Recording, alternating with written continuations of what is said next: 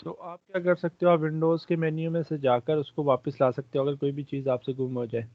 अगर इसका लेआउट वगैरह फ़ोटोशॉप का आपसे ख़राब हो जाए, जो डिफ़ॉल्ट लेआउट है अगर वो आपसे ख़राब हो जाए तो आप क्या कर सकते हो, आप यहाँ पर कॉर्नर पर जाओ और रीसेट एसेंशियल्स के नाम पर एक बटन मिलेगा आपको, एक ऑप्शन मिलेगा। आप रीसेट एसेंशियल्स करो तो हर चीज़ बैक टू नॉर्मल हो जाएगी, डिफ़ॉल्ट सेटिंग में आ जाएगी, ठीक है।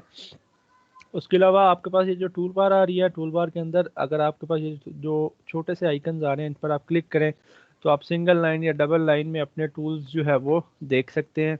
ये डिपेंड करता है आपके ऊपर कि आप किस तरह से कंफर्टेबल हैं, किस तरह से उस चीज़ को जो है वो रखना चाह रहे हैं।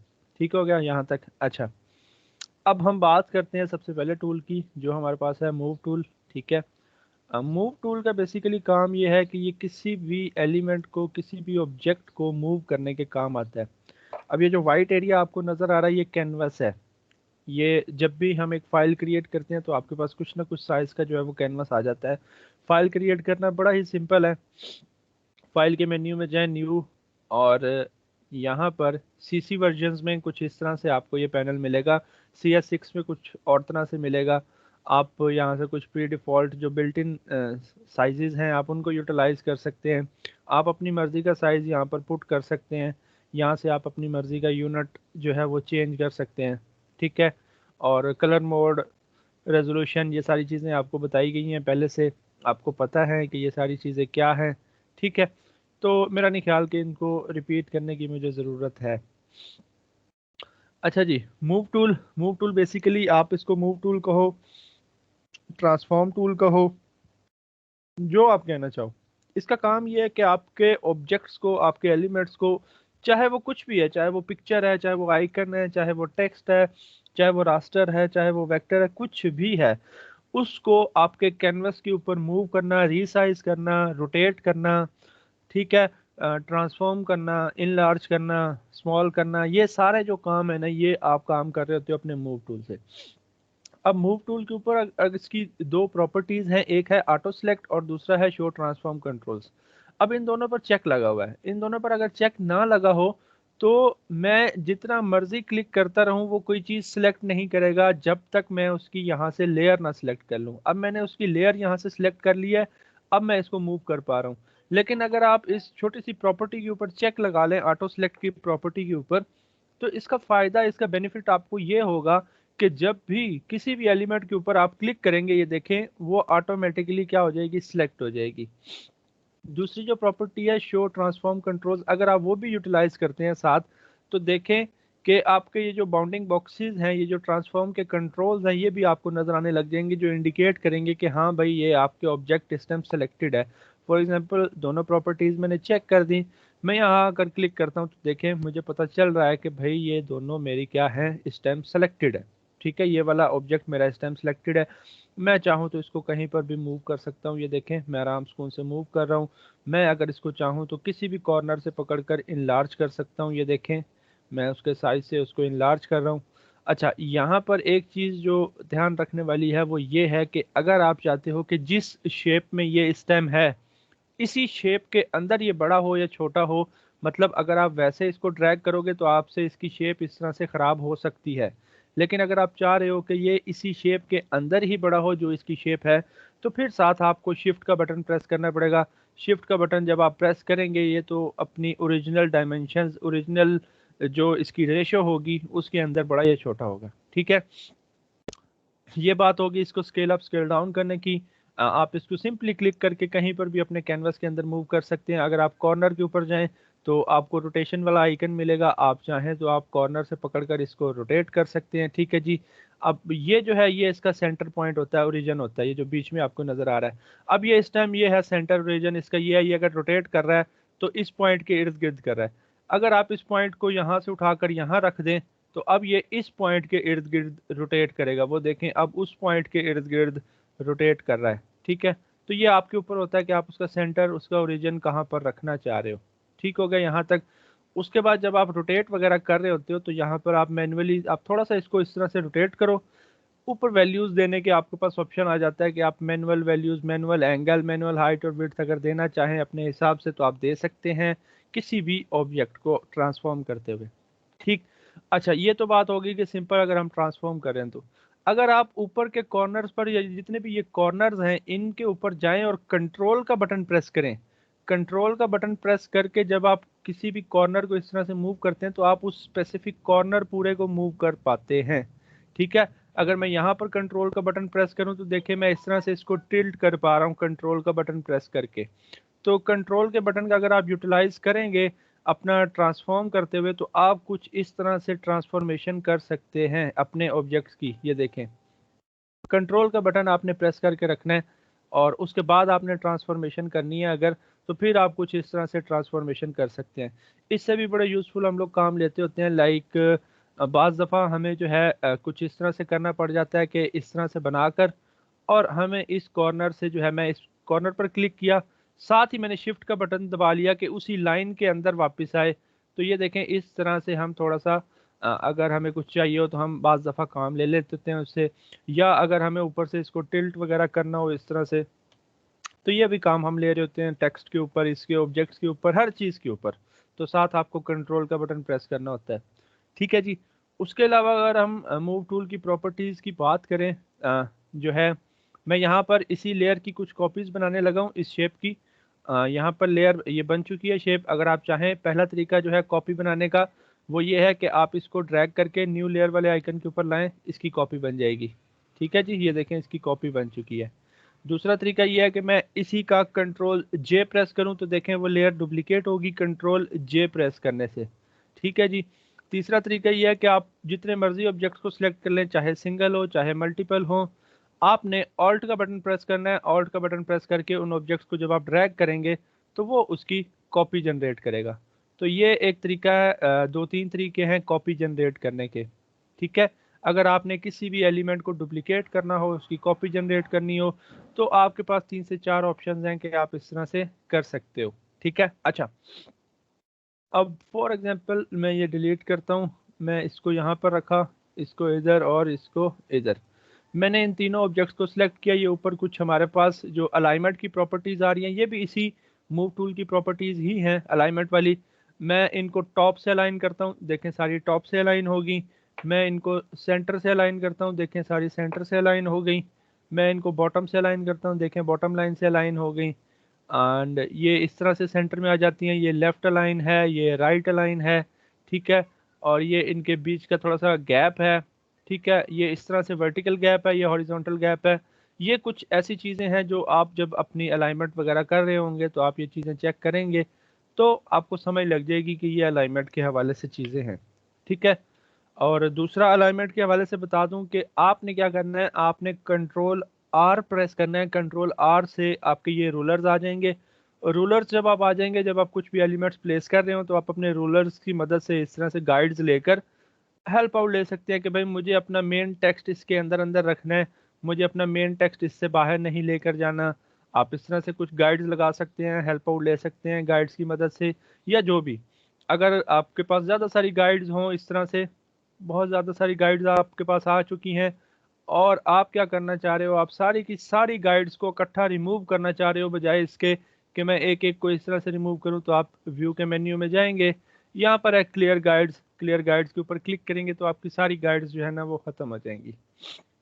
ठीक, अच्छा, उसके बाद थोड़ा सा डिस्कस करते हैं इस लेयर पैनल को। जब भी हम कोई एक नई फाइल क्रिएट करेंगे, एक नया कैनवास हमारे पास आएगा, तो उसकी बाय डिफ़ॉल्ट एक बैकग्राउंड लेयर होगी जो कि लॉक्ड होगी। अब ये पार्शली लॉक्ड है, फुली लॉक्ड नहीं है। पार्शली लॉक्ड का मतलब ये है कि हम इसमें कलर कर सकते हैं। ये देखें हम इसमें कलर कर पा रहे हैं, हम बस इसको मूव नहीं कर पा रहे, हम इसको ट्रांसफॉर्म नहीं कर पा रहे। ठीक है, तो इसका ट्रांसफॉर्मेशन का लॉक लगा हुआ है इस टाइम फिलहाल, यहाँ वाला ये वाला लॉक पोजीशन वाला। ये हम डिस्कस करते हैं लॉक्स को भी अभी थोड़ी देर में। तो अब हम जो भी ऑब्जेक्ट्स बनाते हैं ना, अगर तो हम टेक्स्ट लिख रहे हैं, अगर तो हम किसी और इमेज से कोई चीज़ ओपन करके ला रहे हैं यहाँ पर, या हम कुछ वेक्टर ऑब्जेक्ट बना रहे हैं, तब तो हमें इस यहाँ पर बार बार नई लेयर बनाने की ज़रूरत नहीं है। जैसे ये देखें मैं एक इमेज ओपन की, मैं इसको ड्रैग करके यहाँ पर लाया हूँ, तो देखें इसकी लेयर ऑटोमेटिकली बन गई है यहाँ पर। इसी तरह अगर मैं कोई वेक्टर ऑब्जेक्ट वेक्टर शेप बना रहा हूँ तो देखें उसकी भी लेयर ऑटोमेटिकली बन गई है। ठीक है, इसी तरह अगर मैं टेक्स्ट लिख रहा हूँ तो देखें उसकी भी टेक्स्ट लेयर ऑटोमेटिकली क्या है, बन गई है यहाँ पर। लेकिन अगर आप कुछ रास्टर ऑब्जेक्ट्स बना रहे हैं अपने सिलेक्शन टूल की मदद से, अपने ब्रश से अगर आप कुछ पेंट कर रहे हैं, तो उसके लिए लेयर ऑटोमेटिकली नहीं बनेगी, उसके लिए लेयर आपको ऑटोमेटिकली बनानी पड़ेगी, खुद से बनानी पड़ेगी, मैन्युअली आपको क्रिएट करनी पड़ेगी लेयर। अब लेयर क्यों क्रिएट करनी पड़ेगी? लेयर इस वजह से क्रिएट करनी पड़ेगी, लेट से आपने यहाँ पर सिंपल न्यू लेयर के आइकन के ऊपर क्लिक किया, आपने उसके अंदर कुछ जो है अपनी सिलेक्शन टूल की मदद से आपने कुछ बना लिया या जो भी किया आपने, अगर इन केस उसी लेयर के ऊपर आपने कुछ और बना दिया, देखें आपने कुछ और बना दिया और बाद में आप इस नीचे वाले को मूव करने लगे, तो दोनों के दोनों मूव होंगे क्योंकि दोनों सेम लेयर के ऊपर हैं। आपको क्या चाहिए था? आपको चाहिए था कि ये दोनों सेपरेट सेपरेट लेयर के ऊपर हों, ठीक है। तो इसलिए ज़रूरी है कि हर ऑब्जेक्ट को सेपरेट लेयर पर रखा जाए। हाँ, जो ऑब्जेक्ट्स आपको लगे कि यार इन्होंने जहाँ भी जाना है, ये पक्के दोस्त हैं, इन्होंने साथ ही जाना है, इन्होंने बड़ा होना है तो भी साथ में ही बड़े होना है, छोटे होना है तो भी साथ में ही छोटे होना है, उनको आप एक लेयर के ऊपर रख सकते हैं। लेकिन अगर आपको लगे कि हाँ मुझे बाद में इसमें चेंजिंग करनी पड़ सकती है, इसको मुझे यहाँ रखना है और इस कॉर्नर को, ये ब्लैक वाले बॉक्स को मुझे यहाँ रखना है, तो फिर इनको अलग अलग लेयर पर होना चाहिए था। ठीक है जी। अच्छा जी, अगर हम किसी एक पर ही बना लें दो और उनको बाद में अलग कैसे करते हैं, इसके ऊपर बाद में आते हैं। पहले हम अपने सिलेक्शन टूल्स की तरफ चलते हैं। उससे पहले मुझे ये बताएं कि इतना सन्नाटा क्यों है? सर यही बैठे सर। सर गौर से सुन रहे हैं आपकी बात। रिवियर हो रही है ना सर, सारी इसलिए चुप करके सुन। तवज्जो से सुन रहे हैं सर ठीक सर सवाल करें फिर आपको बताएंगे। है, ठीक है। मैं ये ना हो ना मैं इधर बोलता रहूं और आप सोए हो। नहीं सर, ज्यादा सही। ये सारी चीज़ें वो हैं जो हम लोगों ने पढ़ी हुई हैं, इसलिए मैं थोड़ा सा जो है ना स्पीड में लेकर चल रहा हूँ चीज़ को, क्योंकि हमें पूरा फोटोशॉप जो है ना वो रिवाइज करना है। उसके बाद अगर हमारे पास टाइम हुआ तो हम कुछ डिज़ाइन भी करेंगे, ठीक है। इंशाल्लाह सर। अच्छा जी, उसके बाद आ जाते हैं सिलेक्शन टूल्स के ऊपर। अब सिलेक्शन टूल्स जितने भी हैं ना, उसमें हमारे पास ये कुछ मार्की टूल्स आ रहे हैं, rectangular marquee tool, elliptical marquee tool, यहाँ पर हमारे पास कुछ पॉलीगोनल लेसो टूल्स आ रहे हैं, यहाँ पर हमारे पास कुछ क्विक सिलेक्शन और मैजिक वाइंड सिलेक्शन टूल आ रहे हैं सिलेक्शन के हवाले से। अब सिलेक्शन का याद रखें कि सिलेक्शन हमेशा सिलेक्शन ही रहेगी, चाहे आप उसको रेक्टेंगुलर मार्की टूल से करो, चाहे इलिप्टिकल से करो, चाहे लेसो टूल से, मैग्नेटिक लेसो टूल से, ठीक है, पॉलीगोनल लेसो टूल से, क्विक सिलेक्शन से, मैजिक वांड से, इवन कि आप पेन टूल से भी सिलेक्शन करो। जिस चीज़ से मर्जी सिलेक्शन करो, आप मास्क की मदद से सिलेक्शन करो, आप चैनल्स की मदद से सिलेक्शन करो, जिस चीज़ की मदद से मर्जी आप सिलेक्शन कर लो, सिलेक्शन हमेशा सिलेक्शन ही रहेगी। अब सिलेक्शन है क्या? सिलेक्शन आपको एक एरिया दे दिया जाता है, जो भी आप सिलेक्ट करते हो कि भाई ये लो एरिया, इसके ऊपर करो काम। मतलब कि अब ये पूरा कैनवास आपके सामने नजर आ रहा है, अगर आप इसमें से ये रेक्टेंगुलर मार्की टूल लेकर आप इस तरह से ड्रैग करते हैं और ये इतना एरिया आप सिलेक्ट कर लेते हैं, तो इसका मतलब ये है कि भाईजान अब बाकी एरिया पे काम नहीं हो सकता, जो भी काम होगा वो इसी सिलेक्शन के अंदर अंदर होगा। सिलेक्शन मतलब आपका एक्टिव एरिया, मतलब आपका उस टाइम का वर्किंग एरिया, कि भाई ये एरिया अब आपने सिलेक्ट कर लिया है, अब आप चाहे पेंट करो, चाहे इरेजर फेरो, चाहे कलर फिल करो, चाहे ब्रश से कुछ फिल करो, चाहे डिलीट करो, कुछ भी करो, वो सिर्फ और सिर्फ इसी एरिया के ऊपर होगा, यही एरिया इफेक्ट होगा, बाकी एरिया इफेक्ट नहीं होगा। तो सिलेक्शन होती है ये, आप किसी भी ऑब्जेक्ट को सिलेक्ट कर लेते हो, उसके अराउंड सिलेक्शन बनाकर, लाइक आपने देखा होगा कि हमने पिक्चर्स का बैकग्राउंड चेंज किया था, वो हमने किस तरह से किया था कि हमने उस ऑब्जेक्ट को सिलेक्ट किया था, जब वो हमारा ऑब्जेक्ट पूरा सिलेक्ट हो गया था तो सिर्फ वही एक सिंगल पर्सन हमारा सिलेक्टेड था, हम जहां मर्जी उसको चाह रहे थे मूव कर रहे थे। क्यों? क्योंकि वो हमारा एक स्पेसिफिक चीज, स्पेसिफिक ऑब्जेक्ट हमारा क्या था, सिलेक्टेड था। तो जो एरिया आप सिलेक्ट कर लोगे वो आपका एक्टिव एरिया होगा, जो भी आप करोगे, आप चाहे ट्रांसफॉर्म भी करोगे तो वही सिलेक्टेड एरिया आपका उठकर जाएगा, वही ट्रांसफॉर्म होगा, बाकी एरिया को कुछ नहीं होगा। तो ये होती है आपकी सिलेक्शन। अब ये आप जिस मर्जी टूल से मर्जी कर लो, सिलेक्शन ही रहेगी। दूसरी एक बात कि इस टाइम हम हैं बैकग्राउंड लेयर के ऊपर, यहाँ पर आपको नजर आ रहा होगा कि बैकग्राउंड लेयर एक्टिव है, तो इसका मतलब ये है कि बैकग्राउंड लेयर का इतना एरिया क्या है, इस टाइम हमारा सिलेक्टेड है। लेकिन अगर मैं एक दो लेयर्स और बना लूं तो मैं जिस लेयर के ऊपर मर्जी चला जाऊं ना, ये एरिया उसका सिलेक्टेड हो जाएगा। लेट्स से अब इस टाइम मैं हूँ बैकग्राउंड लेयर के ऊपर, तो मतलब बैकग्राउंड लेयर का ये वाला एरिया सिलेक्टेड है। लेयर वन पर जैसे ही मैंने लेयर वन को सिलेक्ट किया तो इट मीन्स कि अब ये जो सिलेक्टेड एरिया है ये कौन सी लेयर का है, ये लेयर वन का है। अब क्यों? क्योंकि यहाँ से लेयर वन सिलेक्टेड है। अगर मैं लेयर टू सिलेक्ट कर लूँ तो इट मीन्स कि यहाँ पर मेरा लेयर टू का अब ये एरिया क्या है, सिलेक्टेड है। ठीक है, तो जिस मर्जी लेयर पर आप क्लिक कर लेंगे एरिया आपका उसका सिलेक्टेड हो जाएगा ऑटोमेटिकली। क्यों? क्योंकि आपकी लेयर वो एक्टिव है और यहाँ से आपको बताया जा रहा है भाई इतना एरिया आपका सिलेक्टेड है। यहाँ से जो मर्जी लेयर हो, जिस मर्जी लेयर पर आप जाएंगे ये एरिया उसका सिलेक्ट हो जाएगा। तो सिलेक्टेड एरिया का मतलब ये होता है कि भाई आपको एक एक्टिव एरिया दिया जाता है, आपको कहा जाता है कि भाई जान इसी के ऊपर काम करना है आपने, और यही अब आपका एक्टिव एरिया है। मैं इस पैनल को थोड़ा सा बड़ा कर लूँ, हम एक नई लेयर क्रिएट करते हैं। नई लेयर हम क्यों क्रिएट कर रहे थे? क्यों? क्योंकि ये सिलेक्शन वाले जितने भी टूल्स हैं, अगर मैं इनसे इस तरह से रेक्टेंगल बनाकर और इसमें कलर पेंट करूं तो ये एक रास्टर रेक्टेंगल है। और ये देखें उसी लेयर के ऊपर क्रिएट हो गया है, बैकग्राउंड लेयर के ऊपर। और हमने कहा था कि हम बैकग्राउंड लेयर को मूव नहीं कर सकते जब तक हम उसको नॉर्मल लेयर में कन्वर्ट ना कर लें। ठीक है, तो ये क्या हुआ शुक्र, ये हुआ कि उसी लेयर के ऊपर क्रिएट हो गया। मैं कंट्रोल जी प्रेस करूंगा, कंट्रोल जी नहीं वापस जा रहा, कंट्रोल ऑल्ट जी प्रेस करूंगा, मल्टीपल स्टेप्स में बैक चला जाऊंगा, यहाँ पर आ गया। ये देखें अभी मेरी सिलेक्शन चल रही है। मैं क्या करूंगा, एक नई लेयर क्रिएट करूंगा और अब मैं जो है यहाँ से कलर फिल करने वाला हूँ। ऊपर वाला हमारा फोरग्राउंड कलर होता है, नीचे वाला हमारा बैकग्राउंड कलर होता है। तो अगर आपने फोरग्राउंड कलर को फिल करना है तो उसकी शॉर्टकट की है आल्ट बैक स्पेस। अगर आपने बैकग्राउंड कलर फिल करना है तो उसकी शॉर्टकट की है control back space. Alt back space और कंट्रोल बैक स्पेस से आप अपने फोरग्राउंड या बैकग्राउंड कलर्स को फिल अप कर सकते हैं। अब अगर आप देखें कंट्रोल डी से मैंने डी सिलेक्ट कर दिया अपनी सिलेक्शन, कंट्रोल डी से मैंने अपनी सिलेक्शन को डी सिलेक्ट कर दिया। अब हमने ये ऑब्जेक्ट नई लेयर पर बना लिया है। अब हम चाहें तो इसको कहीं पर भी मूव कर सकते हैं। इस ऑब्जेक्ट के अलावा बाकी सारा एरिया ट्रांसपेरेंट है, मतलब बाकी सारी एरिया पर कुछ भी नहीं है, सिर्फ इस एरिया पर ये हमारा ब्लैक बॉक्स है। तो बाकी सारी लेयर हमारी ट्रांसपेरेंट है। अब हमारे पास इसके नीचे जो भी होगा वो हमें नजर आएगा। नीचे वाइट है तो इसलिए हमें नीचे वाइट नजर आ रहा है। अगर हमारे पास कोई लेयर हो उसमें रेड कलर हो और वो इसके नीचे हो तो देखें अब हमें बैक साइड पर रेड नजर आएगा। क्यों? क्योंकि बाकी सारा एरिया ट्रांसपेरेंट था और ट्रांसपेरेंट के नीचे हमारे पास रेड कलर की लेयर है। ठीक हो गया जी। अच्छा, अब ये बात हमने की कि भाई जितना एरिया हम सिलेक्ट कर लेंगे वो हमारा वर्किंग एरिया होगा। आप देखिएगा मैं ब्रश लेकर इसके बाहर पेंट करने की कोशिश कर रहा हूँ बट नहीं होगा। क्यों?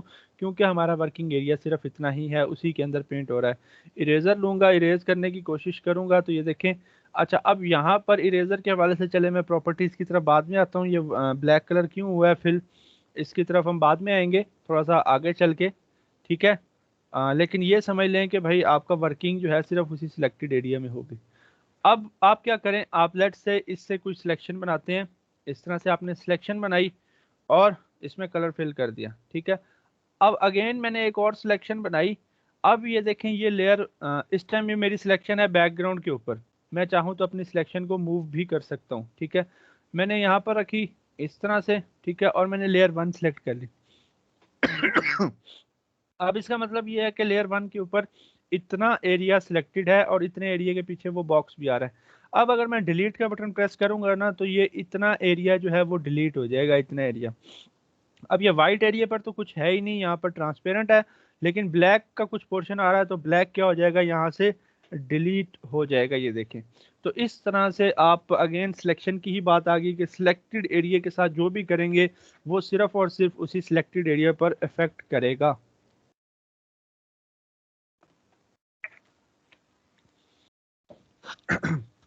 अच्छा जी, अब उसके बाद क्या कहते हैं कि सिलेक्शन की इस सिलेक्शन टूल की कुछ प्रॉपर्टीज हैं।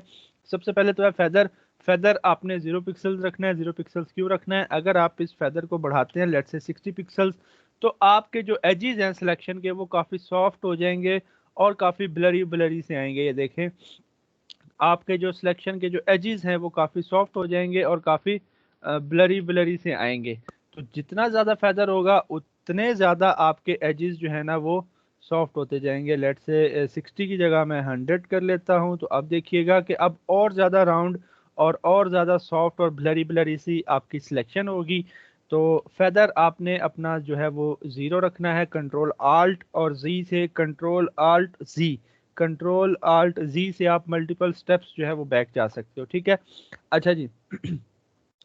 फेदर को मैं अगेन 0 का यहाँ से जो है वो 0 करने लगा हूँ, मैंने इसको 0 कर दिया। स्टाइल हम नॉर्मली रहने देते हैं फिलहाल, ये फिक्स रेशियो और फिक्स साइज के ऊपर बाद में आते हैं, या पहले डिस्कस कर लेते हैं। अभी स्टाइल है हमारा नॉर्मल। नॉर्मल का मतलब ये है कि आप जिस मर्जी डायरेक्शन के अंदर जाकर अपने इस तरह से बॉक्स बना लें, आपको जस्ट क्लिक करना है और ड्रैग करना है। जस्ट आपको क्लिक करना है, ड्रैग करना है, क्लिक करना है, ड्रैग करना है, क्लिक करना है, ड्रैग करना है, आपकी नॉर्मल सिलेक्शन हो रही है।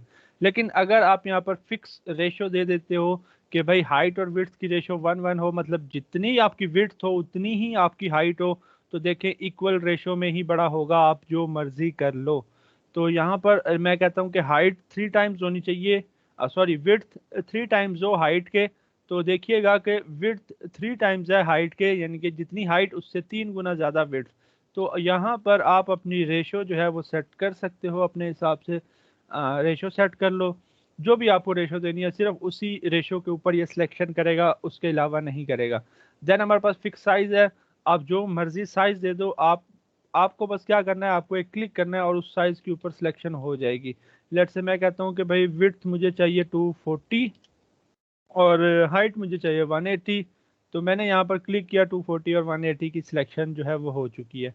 ठीक है, तो इस तरह से आप अपनी मर्जी से कोई फिक्स साइज भी दे सकते हो। बैक टू नॉर्मल जाते हैं जी। बैक टू नॉर्मल हम आ गए। आप अपनी मर्जी से जिस भी डायरेक्शन में, जिस भी साइज की, जिस भी रेशो की सिलेक्शन करना चाहो आप कर सकते हो। यहाँ पर आपको कुछ और प्रॉपर्टीज नजर आ रही होंगी इसी रेक्टेंगुलर मार्की टूल की, जो कि हमारा सिलेक्शन टूल है एक तरह से। ये देखें, ये है new selection. New selection means जब भी आप कुछ सिलेक्ट कर रहे होंगे, जब भी इस तरह से आप कुछ सिलेक्ट कर रहे होंगे इस तरह से, ये हर दफा आपकी क्या करेगा, न्यू सिलेक्शन करेगा। मतलब एक सिलेक्शन हुई हुई थी, जैसे ही आपने क्लिक करके ड्रैग किया पुरानी सिलेक्शन खत्म और नई सिलेक्शन जो है वो बन गई। अगर आप चाह रहे थे कि पुरानी सिलेक्शन भी रहे और नई सिलेक्शन भी ऐड हो जाए, तो आपको क्या करना पड़ेगा, यहाँ पर ऐड टू सिलेक्शन वाली प्रॉपर्टी के ऊपर क्लिक करना पड़ेगा। और अब जब आप एक नई सिलेक्शन बनाएंगे तो वो उसके साथ पुरानी के साथ ऐड हो जाएगी। और अगर आप मेरे कर्सर के साथ देखें तो बड़े प्लस के साथ एक छोटा सा प्लस आ चुका है, जो ये इंडिकेट कर रहा है कि भाई अब सिलेक्शन ऐड होगी। ये देखिए अब सिलेक्शन क्या हो रही है, ऐड हो रही है। अब सिलेक्शन ऐड हो रही है पुरानी सिलेक्शन के अंदर। उससे नेक्स्ट वाली जो है वो सब्ट्रैक्ट करेगा। मेरे प्लस के साथ देखें माइनस आ चुका है। अब जो मैं सिलेक्शन करूंगा वो पुरानी सिलेक्शन में से वो एरिया माइनस हो जाएगा। ये देखें पुरानी सिलेक्शन में से वो एरिया मैं माइनस करता जा रहा हूँ। मैं ये एरिया भी माइनस, ये देखें मैं पुरानी सिलेक्शन में से एरिया माइनस करता जा रहा हूँ। लास्ट वन जो थर्ड वन है वो है इंटरसेक्ट। इंटरसेक्ट आपको पता है कि इंटरसेक्शन जब हम करा करते थे तो हम कॉमन वैल्यूज को चुन लिया करते थे। कॉमन वैल्यूज को हम सिर्फ रख लेते थे, बाकी सारी वैल्यूज को हम अपने सेट से जो है वो निकाल दिया करते थे। तो यहाँ पर भी ऐसा ही होगा कि अब पुरानी सिलेक्शन के साथ जब आप न्यू सिलेक्शन बनाओगे कोई, तो जो कॉमन एरिया होगा दोनों सिलेक्शंस का सिर्फ वो रह जाएगा, बाकी सारा डिलीट हो जाएगा। सिर्फ कॉमन एरिया रह जाएगा, बाकी सारा डिलीट हो जाएगा। अगर मैं कहीं बाहर करता हूँ तो वो मुझे एक एरर देगा कि भाई कोई आपका कॉमन एरिया था ही नहीं, कोई आपका कॉमन एरिया, देखें यहाँ पर अब दोनों में कोई कॉमन एरिया ही नहीं है। तो वो एरर दे देगा कि भाई कोई कॉमन एरिया नहीं है, कोई सिलेक्टेड पिक्सल्स है ही नहीं। कॉमन एरिया होगा तो ही हमारी सिलेक्शन होगी, कॉमन एरिया रह जाएगा, बाकी सारा क्या हो जाएगा, डिलीट हो जाएगा। अच्छा ये तो काम था हमारा मैनुअल। अब मैं बैक टू न्यू सिलेक्शन, मैंने न्यू सिलेक्शन कर दिया, हर दफ़ा न्यू सिलेक्शन बन रही है। अब बजाय इसके कि मैं बार बार वहां जाऊं, मैं शॉर्टकट की का यूज़ करने वाला हूं। शॉर्टकट कीज़ आपके पता है कि ज़्यादातर शॉर्ट कीज़ आपकी कंट्रोल आल्ट शिफ्ट से ही शुरू हो रही हैं। तो अगर तो मैं साथ शिफ्ट का बटन प्रेस कर लूँ तो प्लस आ जाएगा साथ। अगर मैं साथ शिफ्ट का बटन प्रेस कर लूँ अपनी सिलेक्शन बनाते हुए, शिफ्ट का बटन प्रेस करके सिलेक्शन बनाऊं, तो वो पुरानी सिलेक्शन के अंदर ऐड करेगा। अगर मैं ऑल्ट का बटन प्रेस करके सिलेक्शन बनाऊं तो वो पुरानी सिलेक्शन में से क्या करेगा जी, वो पुरानी सिलेक्शन में से माइनस करेगा। और अगर मैं आल्ट और शिफ्ट दोनों प्रेस कर लूँ तो फिर वो क्या करेगा, फिर वो हमारा जो है अपना इंटरसेक्शन वाली प्रॉपर्टी अप्लाई करेगा और सिर्फ कॉमन एरिया रखेगा। तो ये आपके ऊपर है कि आप कौन कौन सी प्रॉपर्टी किस वक्त किस तरह से अप्लाई करना चाह रहे हैं। कॉमन एरिया रखना चाह रहे हैं, क्या करना चाह रहे हैं इस तरह से, ठीक है, ऐड करना चाह रहे हैं इस तरह से आल्ट का बटन प्रेस करके माइनस करना चाह रहे हैं, या कंट्रोल सॉरी आल्ट और शिफ्ट दोनों प्रेस करके आप इस तरह से जो है कॉमन एरिया रखना चाह रहे हैं, ये आपकी मर्जी। ठीक है जी, याद रखें, अगेन याद रखें, सिलेक्शन हमेशा सिलेक्शन ही रहेगी, सिलेक्शन हमेशा सिलेक्शन ही रहेगी। अब ये देखें, मैं इसको पूरी इमेज को मूव कर पा रहा हूँ, यहाँ से लेकर मैं यहाँ पर आ गया, पूरी की पूरी इमेज मूव हुई है। लेकिन अगर मैं इस इमेज का सिर्फ और सिर्फ ये हिस्सा सिलेक्ट कर लूँ, अब देखें इस बैकग्राउंड लेयर पर जो इमेज है इसका इतना एरिया सिलेक्टेड है। अब अगर मैं मूव करूंगा तो सिर्फ इतना एरिया मूव होगा मेरा, क्यों? क्योंकि मैंने इतना एरिया क्या कर लिया था, मैंने इतना एरिया सिलेक्ट कर लिया था। तो याद रखें, सिलेक्शन आपकी हमेशा सिलेक्शन ही रहेगी, इसमें कंफ्यूज नहीं होना। सिलेक्शन हमेशा सिलेक्शन ही रहेगी, चाहे वो जिस मर्जी लेयर पर हो, जिस मर्जी डायरेक्शन पर हो, जिस मर्जी शेप के अंदर हो, सिलेक्शन हमेशा सिलेक्शन ही रहेगी। ठीक है जी, इरेज करूंगा तो सिर्फ यही एरिया इरेज होगा, ये देखें। ठीक है जी, क्यों? क्योंकि सिर्फ यही एरिया हमारा क्या है, सिलेक्टेड है, ये देखें, सिर्फ यही एरिया हमारा सिलेक्टेड है। अच्छा जी, सिलेक्शन के हवाले से कंफ्यूज नहीं होना। अच्छा जी, यहाँ पर ये तो था हमारा रेक्टेंगुलर मार्केट टूल, जो कि हमें एक रेक्टेंगल की शेप में हमारी सिलेक्शन कर रहा था। उसके नीचे है हमारा एलिप्टिकल मार्केट टूल, जो कि हमारा एक सर्कल की शेप में हमें सिलेक्शन दे रहा होता है। आप सर्कल बना सकते हैं एग्जैक्ट, अगर एग्जैक्ट सर्कल बनाना है तो साथ आपको पता है कि अगर हम किसी भी ऑब्जेक्ट को उसकी एग्जैक्ट शेप में रखना चाह रहे होते हैं तो हमें साथ शिफ्ट का बटन जो है वो प्रेस करना होता है। तो अगर तो आप एग्जैक्ट सर्कल की शेप में सिलेक्शन बनाना चाह रहे हैं तो साथ आपको शिफ्ट का बटन प्रेस करके ड्रैग करना होगा, एग्जैक्ट सर्कल की शेप में आपका सिलेक्शन बनेगी। बाकी इसकी प्रॉपर्टीज़ वही हैं, आप यहाँ से इसकी रेशो भी ले सकते हो, इसका फिक्स साइज भी ले सकते हो, फेदर भी है आपके पास।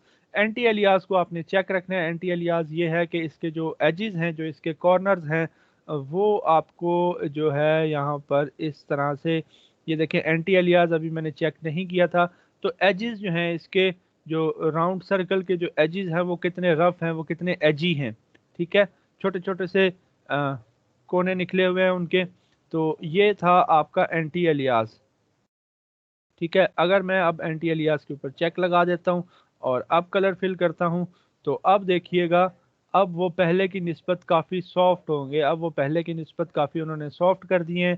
तो ये आपका एंटी एलियास है कि जो उसके जहाँ से एज राउंड हो रहा है, जहाँ से शेप वो राउंड हो रही है, वहाँ पर जो है थोड़ा सा सॉफ्टनेस आए, तो ये आपका एंटी एलियास होता है, इसको आपने चेक रहने देना है। बाकी फेदर की वही प्रॉपर्टी है, जितना आप फेदर बढ़ाएंगे उतना आपका जो क्या कहते हैं कि जो सिलेक्शन है वो क्या कहते हैं कि आपकी सॉफ्ट होती जाएगी, ब्लरी होती जाएगी एजेस के ऊपर से। बाकी अगर इधर की बात करें तो वही प्रॉपर्टी है, new selection, add to selection, subtract from selection and intersect from the selection. ठीक है, देखें लेट्स से यहाँ पर ये ऐड थी सिलेक्शन, मैंने शिफ्ट का बटन प्रेस करके ड्रैग किया, सिलेक्शन ऐड हो गई, ये देखें। ऑल्ट का बटन प्रेस करके किया तो सिलेक्शन क्या होगी जी, माइनस होगी। ऑल्ट और शिफ्ट दोनों प्रेस किया तो सिलेक्शन जो है वो इंटरसेक्ट होगी हमारे पास यहाँ पर। ठीक है, तो आप इस तरह से जो है जो भी आप करना चाहें आप कर सकते हैं, कंट्रोल डी से आप डी सिलेक्ट कर सकते हैं। अच्छा जी, उसके बाद लेट से आपने ये एक एरिया सेंटर में सिलेक्ट किया हुआ था, आप ज़रूरी नहीं है कि सिलेक्शन यहीं पर रहे, आप किसी भी सिलेक्शन टूल की मदद से इसको मूव कर सकते हैं, अपनी सिलेक्शन को किसी भी सिलेक्शन टूल की मदद से। याद रखें, जो सिलेक्शन, ये सिलेक्शन मूव हो रही है, ऑब्जेक्ट मूव नहीं हो रहा, ये सिलेक्शन मूव हो रही है, ये सिलेक्शन मूव हो रही है। राइट क्लिक करके ट्रांसफॉर्म सिलेक्शन होगी, यहाँ पर कहाँ गई, कहाँ गई, राइट क्लिक करके ये रही ट्रांसफॉर्म सिलेक्शन। अब ट्रांसफॉर्म सिलेक्शन का मतलब ये है कि मैं अपनी सिलेक्शन को ट्रांसफॉर्म कर रहा हूँ, सिलेक्शन को छोटा या बड़ा कर रहा हूँ, ऑब्जेक्ट को छोटा या बड़ा नहीं कर रहा। याद रखें, जब आप सिलेक्शन को मूव कर रहे होंगे तो आपका ऑब्जेक्ट नहीं, आपकी सिर्फ सिलेक्शन मूव होगी। और सिलेक्शन आप कैसे मूव करोगे, सिलेक्शन आप अपने किसी भी सिलेक्शन टूल से मूव करोगे। जब आप अपने मूव टूल से मूव करने लगोगे फिर वो ऑब्जेक्ट मूव हो रहा होगा। ठीक है, आप अपने सिलेक्शन टूल से अपनी सिलेक्शन को कहीं पर भी मूव कर सकते हो। राइट क्लिक करके आप अपनी सिलेक्शन को ट्रांसफॉर्म कर सकते हो, छोटा या बड़ा कर सकते हो। तो ज़रूरी नहीं है कि आपने जो एक दफ़ा सिलेक्शन कर दी वो फाइनल है, वो हतमी है, आप बाद में भी उसको चेंज कर सकते हो। आप एंटर का बटन प्रेस करो और अपनी ट्रांसफॉर्मेशन को कंप्लीट करो और फिर आप अपनी सिलेक्शन को कहीं पर भी मूव कर लो। अब लेट्स से मैंने ये सिलेक्ट किया हुआ है, अगर मैं राइट क्लिक करके सिलेक्ट इनवर्स करूं तो ये बीच वाला एरिया छोड़कर मेरी सिलेक्शन जो है बाकी सारी एरिया के ऊपर चली जाएगी। अगेन मैं इन्वर्स करूं तो सिर्फ यही बीच वाला सर्कल जो है यही मेरा सिलेक्टेड है। अगर मैं अगेन राइट क्लिक करके सिलेक्ट इन्वर्स करूं तो इस सर्कल को छोड़कर मेरा बाकी सारा एरिया सिलेक्टेड है। ये देखें सिर्फ सर्कल को छोड़ा हुआ है। अगर मैं फिर क्लिक करके इन्वर्स करूं तो बाकी सारा एरिया छोड़ दिया और फिर से मेरी सिलेक्शन जो है वो इन्वर्स होगी, सिर्फ यही सर्कल मेरा जो है वो सिलेक्ट होकर रह गया। आप ये सिलेक्ट में जाकर यहाँ पर भी इन्वर्स है, आप यहाँ से यूज़ कर सकते हैं। आप राइट क्लिक करके यहाँ से इन्वर्स यूज़ कर सकते हैं या आप कंट्रोल शिफ्ट आई का बटन भी यूज़ कर सकते हैं इन्वर्स सिलेक्शन के लिए। कंट्रोल शिफ्ट आई का बटन भी आपका इन्वर्स सिलेक्शन ही करता है। कंट्रोल डी से मैंने डी सिलेक्ट कर लिया। ठीक है जी, यहाँ तक क्लियर है सबको? Yes sir.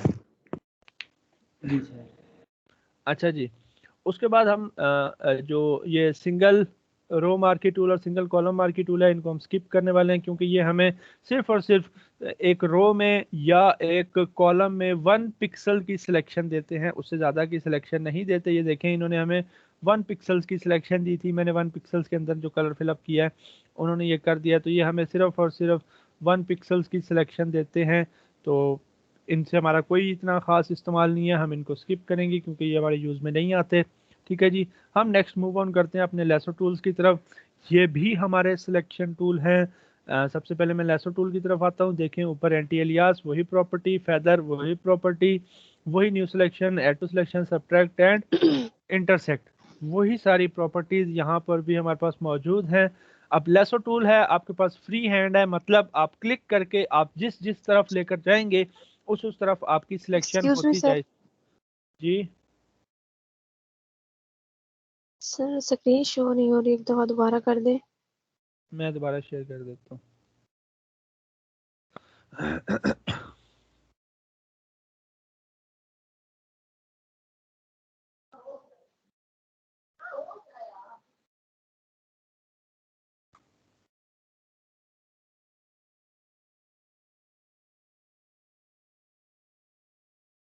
अब बताइएगा। ये जी सर सर हो अब हो रही है। रही है। अच्छा जी, लेसो टूल की हम बात कर रहे थे। लेसो टूल भी आपका सिलेक्शन टूल है, उसी प्रॉपर्टीज़ के साथ, उन्हीं प्रॉपर्टीज़ के साथ। अब इसके अंदर क्या कहते हैं कि अगर ये आपका फ्री हैंड है, फ्री हैंड मीन्स कि जिस तरफ आप अपने माउस से इसको लेकर जाओगे उस तरफ ये सिलेक्शन बनाता जाएगा। आपको क्या करना है, आपको अपने कैनवास के ऊपर आना है, एक क्लिक करना है, क्लिक करके आपको क्लिक छोड़ना नहीं है, आपको क्लिक करे रखना है और जहाँ तक आपको सिलेक्शन चाहिए आप इस पॉइंट से मिलाएं और अपना क्लिक छोड़ दें।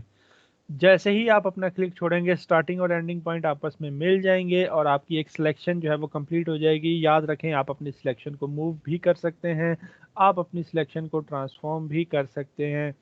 सिलेक्शन को मूव करना और ट्रांसफॉर्म करना और ऑब्जेक्ट को मूव करना और ट्रांसफॉर्म करना ये दो अलग चीज़ें हैं। ठीक है जी, तो इन चीज़ों का ख्याल रखिएगा। अच्छा, अब ये सिलेक्शन है, इसके अंदर अगर आपको ऐड करना है तो साथ शिफ्ट का बटन प्रेस कर लें, देखें वो ऑटोमेटिकली सिलेक्ट हो गया ऐड टू सिलेक्शन वाला। अब आप जो भी ऐड करेंगे वो इस सिलेक्शन के अंदर ऐड हो जाएगा। ऑल्ट का बटन प्रेस करें तो माइनस हो जाएगा, ऑल्ट और शिफ्ट दोनों प्रेस करें तो कॉमन एरिया रख लेगा, बाकी सारा उड़ा देगा।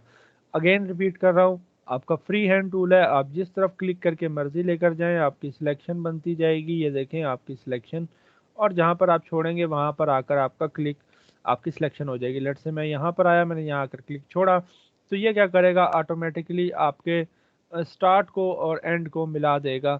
तो बेशक आप एंड तक जाकर छोड़ दें या आप कहीं बीच में ही क्लिक छोड़ दें, या आपके एंड और स्टार्ट को आपस में ऑटोमेटिकली मिला देगा। तो इस तरह से आप अपनी फ्री हैंड की सिलेक्शन जो है ना वो कर सकते हैं। ये देखें, ठीक है, जो भी आपका दिल करे, जिस तरह से आपका दिल करे, फ्री हैंड है, आप फ्री हैंड की सिलेक्शन इस तरह से जिस तरह से मर्जी आप चाहें आप कर सकते हैं। ये देखें, मर्जी आप चाहें आप कर सकते हैं सिलेक्शन। ठीक है जी, वही प्रॉपर्टीज़ हैं अगेन जो आपने पहले पढ़ रखी हैं कि add to selection, subtract selection, intersection, वो सारी वही इसकी प्रॉपर्टीज़ हैं। आप वो भी अप्लाई करना चाहें तो आप अप्लाई कर सकते हैं। देन उसके बाद हमारे पास पॉलीगोनल लेसर टूल है। पॉलीगोनल लेसर टूल आपको पॉइंट्स देता है, पॉइंट्स की मदद के ऊपर सिलेक्शन करता है। पॉइंट्स किस तरह से कि आपने एक पॉइंट पर क्लिक करना है तो ये आपकी बाउंड्री जो है आपके साथ साथ चलेगी। जहां पर आप दूसरा क्लिक करेंगे वहां तक ये पॉइंट बन चुका है, ये देखिए यहाँ से यहाँ तक बन चुका है। अब तीसरा क्लिक मैं यहाँ करता हूँ, चौथा क्लिक यहाँ किया, पांचवा क्लिक इधर, छठा इधर, सातवां इधर और आठवां क्लिक मैंने उसके ऊपर वापस जाकर मिला दिया। तो जिस शेप में मैंने बाउंड्री बनाई थी उस शेप में मेरी सिलेक्शन हो गई। इस तरह इस तरह इस तरह, ये देखें जिस तरह से आप अपने पॉइंट्स लगाते जाएंगे उस तरह से सिलेक्शन होती जाएगी। अब लेट से मैं ये क्या करता हूँ, मैं यहाँ पर आकर डबल क्लिक करता हूँ। तो जैसे ही मैं डबल क्लिक करूँगा स्टार्ट और एंड आपस में जो है वो ऑटोमेटिकली ज्वाइन हो जाएंगे और मेरी सिलेक्शन जो है वो कंप्लीट हो जाएगी। ठीक है, तो अगर आपको इस तरह से क्या कहते हैं कि ज्वाइन करने हो तो आप डबल क्लिक करें, आपका एंड और स्टार्ट आपस में ऑटोमेटिकली ज्वाइन हो जाएगा। सिंपली आपको करना क्या है, इसके अंदर एक क्लिक किया, दूसरा क्लिक यहाँ, तीसरा क्लिक यहाँ, चौथा क्लिक यहाँ, पांचवा इधर, छठा इधर, सातवां इधर, आठवां इधर, नौवां, 10वां और 11वां मैंने वापस जाकर मिला दिया। तो मतलब कहने का ये है कि आप पॉइंट्स लगाते जाएं, वो आपकी सिलेक्शन उस हिसाब से करता जाएगा, आपकी बाउंड्री उसके हिसाब से बनाता जाएगा सिलेक्शन की। तो ये भी आपके ऊपर होता है कि आप किस तरह से बनाना चाह रहे हैं, ये अगेन आपके ऊपर डिपेंड करेगा। ये देखें जिस तरह से जहां आपका दिल करे आप उसको बनाते जाएं। ठीक हो गया, तो ये क्या करेगा, आपकी सिलेक्शन बनाता जाएगा इस तरह से, और जहां पर आपको चाहिए वहां पर आप लगा दें। अगेन अगर मैं शिफ्ट का बटन प्रेस करूं तो अब मैं जो सिलेक्शन कर रहा हूं वो पुरानी के अंदर क्या होगी जी, वो पुरानी के अंदर ऐड हो जाएगी। अगर मैं ऑल्ट का बटन प्रेस कर रहा हूं तो जो मैं अब सिलेक्शन बना रहा हूं वो पुरानी में से क्या हो जाएगी जी, माइनस हो जाएगी। ये देखें अगर आल्ट और शिफ्ट में दोनों प्रेस कर रहा हूँ तो पुरानी सिलेक्शन और नई सिलेक्शन क्या हो जाएंगे जी, इंटरसेक्ट हो जाएंगे और कॉमन एरिया सिर्फ रह जाएगा, बाकी सारा डिसलेक्ट हो जाएगा। मैं कंट्रोल डी से इसको भी डिसलेक्ट कर रहा हूँ। अब आगे जो है हमारे पास मैग्नेटिक लेसर टूल है, ये भी पॉइंट्स जी सर जी जो जी सिलेक्शन होती है इसमें हम लोग कलर नहीं कर सकते? कर सकते हैं ना। जब आपके पास सिलेक्शन आ गई ना फिर आपकी मर्जी है कि आप उस सिलेक्शन के अंदर कलर करो, आप उसको डिलीट करो, आप उसको मूव करो, उस जगह को उठाकर आप उसके साथ कुछ भी करो, वो आगे आपकी मर्जी होती है जब आपके पास सिलेक्शन एक चीज की आ गई। ठीक सर।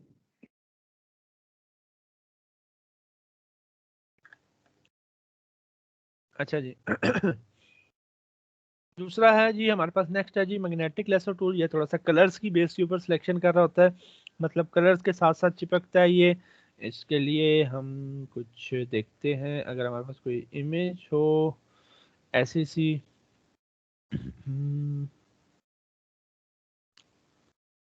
चले ये एक इमेज है जी, इसको मैंने जूम किया। अच्छा कैनवस को जूम करने का सुन लें, जूम इन जूम आउट। आप कंट्रोल का बटन प्रेस करके प्लस प्रेस करेंगे तो जूम होता जाएगा, कंट्रोल का बटन प्रेस करके माइनस करेंगे तो जूम कम होता जाएगा। या आप क्या कर सकते हो, आप अपना ऑल्ट का बटन प्रेस करो, ऑल्ट का बटन प्रेस करने के बाद अगर आप अपने माउस का जो व्हील है उसको रोटेट करोगे ऊपर की तरफ तो आपका जूम होता जाएगा, नीचे की तरफ रोटेट करोगे अपने व्हील को तो जूम कम होता जाएगा। और जब आपने जूम किया हो और आपने टॉगल करना हो तो आप स्पेस का बटन प्रेस करें, आपका हैंड टूल आ जाएगा। आप इस तरह से अपनी इमेज के इर्द गिर्द मूव कर सकते हो स्पेस के बटन से।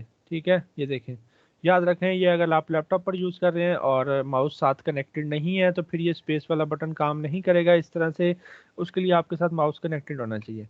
अच्छा जी, अब ये जो मैग्नेटिक लेसो टूल है ना, ये कलर्स की बेस के ऊपर सिलेक्शन कर रहा होता है, मतलब कलर्स के साथ चिपक रहा होता है। फॉर एग्जांपल मैंने यहाँ से शुरू किया और मैं इस कलर के साथ साथ आता जा रहा हूँ, तो आप देखें इस कलर के साथ साथ जो है वो सिलेक्शन होती जा रही है।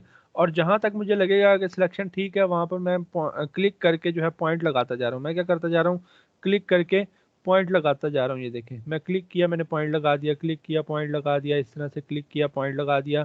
यहाँ से स्पेस का बटन प्रेस करके इस तरफ आ गया और स्पेस का बटन जैसे ही छोड़ा वो वापस से मेरा टूल क्या हो गया, एक्टिवेट हो गया। अब ये जितनी आपकी क्लियर पिक्चर होगी उतनी ये सिलेक्शन आपकी अच्छी से करेगा। और अब ये देखें यहाँ पर आ गया, इस तरफ गलत सिलेक्शन हो गई है। हमें क्या करना है, हमें इस पॉइंट के ऊपर माउस लेके जाकर बैक स्पेस प्रेस करनी है, तो हमारा वो पॉइंट क्या हो जाएगा, ख़त्म हो जाएगा। लेट से आपका माउस इधर उधर आ जाता है, यहाँ पर इधर उधर पॉइंट्स लग जाते हैं गलती से, तो आपने क्या करना है, मैं इस पॉइंट के ऊपर वापस आऊँगा, बैक स्पेस प्रेस किया, इस पॉइंट के ऊपर वापस आके बैक स्पेस, पॉइंट के ऊपर वापस आके बैक स्पेस, बैक स्पेस, और इस तरह से मैं वापस आता जाऊंगा बैक स्पेस प्रेस करता हुआ। और जहां पर आपको लगे कि यार यहाँ तक सिलेक्शन ठीक है, वहां पर आप क्या करो, वहां पर आप अपना एक क्लिक करके पॉइंट लगा लो, ठीक है। और इस तरह से आप अपनी सिलेक्शन करोगे अपने ऑब्जेक्ट के इर्द गिर्द जो है रहते हुए। इस तरह से ये कलर्स की बेस के ऊपर सिलेक्शन कर रहा होता है। अगर आप ऊपर प्रॉपर्टी बार में देखो तो हमने इसकी विड्थ को, यहाँ पर अगर आप देखो हमने इसकी विड्थ को 10 पिक्सल्स दिया हुआ, यानी कि 10 पिक्सल्स तक इसने जो है वो कलर्स जो है वो इग्नोर करने हैं, यानी कि 10 पिक्सल्स तक इसने वही कलर लेना है जो इसके जिसके साथ ये पहले आ रहा था, ठीक है। तो इस तरह से आप क्या कर सकते हो, आप अपने ऑब्जेक्ट की सिलेक्शन कर सकते हो। अब देखें मैं इस ऑब्जेक्ट की, अब एक तो हमारी ये पिक्चर बड़ी क्लियर थी और कलर्स बड़े साफ थे, तो इस वजह से हमारी जो सिलेक्शन है वो बड़ी अच्छे से हो रही है इस पिक्चर की। ये हमारा एक ऑब्जेक्ट जो है ना, अब हम सिलेक्ट कर रहे हैं इस अपने जो मैग्नेटिक लेसो टूल की मदद से, ठीक है जी। इस तरह से आप अपनी पिक्चर्स को सिलेक्ट कर सकते हैं। अगर तो वो अच्छे रिजल्ट के अंदर हैं तो आपको बहुत अच्छी सिलेक्शन देंगी जी वो, और उनका बैकग्राउंड जो है वो भी अगर यानी कि कलर बड़ा डिफरेंट है, कंट्रास्ट में आ रहे हैं आप और आपका बैकग्राउंड, तो देन तो भाई आपकी सिलेक्शन बहुत अच्छे से होने वाली है। अब मुझे यहाँ पर थोड़ा सा और जूम करना है, तो ऑल्ट का बटन जो है वो काम नहीं कर रहा है इस टाइम, तो मैं क्या करूँगा, कंट्रोल प्लस से जो है थोड़ा सा जूम कर लूँगा और इस तरह से यहाँ पर क्लिक किया, यहाँ पर क्लिक किया, यहाँ पर क्लिक किया, यहाँ पर क्लिक किया, यहाँ क्लिक, यहाँ क्लिक, और कंट्रोल और माइनस से थोड़ा सा जूम कम करेंगे, प्लस स्पेस का बटन दबाकर थोड़ा सा इस तरह से टॉगल कर लेंगे अपने कैनवस के बीच में, और इस तरह से जो है हम यहाँ पर जहाँ पर हमारी सिलेक्शन ठीक होती जा रही है वहाँ पर मैं क्लिक करता आ रहा हूँ ताकि वहाँ तक पॉइंट मेरा सेव हो जाए। जहाँ पर आपकी सिलेक्शन ठीक हो जाए आप वहाँ पर प्लस का एक क्लिक करके अपनी सिलेक्शन को वहाँ पर आप क्या कर लो, सेव कर लो, मतलब सिक्योर कर लो, ठीक है जी। यहाँ पर क्लिक कर दिया। अब ये गलत हो गया थोड़ा सा, तो बैक स्पेस, यहाँ पर, यहाँ पर इस तरह से हम क्या करते आ रहे हैं, अपनी सिलेक्शन को बनाते आ रहे हैं। और आपको पता है कि सिलेक्शन अगर एक दफ़ा बन गई तो हम बाद में भी उसमें चेंजिंग कर सकते हैं अपने डायरेक्ट अपने add to selection, subtract selection, इन प्रॉपर्टीज़ की मदद से अगर हम चाहें तो हम बाद में भी अपनी सिलेक्शन में चेंजिंग कर सकते हैं। ज़रूरी नहीं है कि जो एक दफ़ा हो गई वही रहेगी।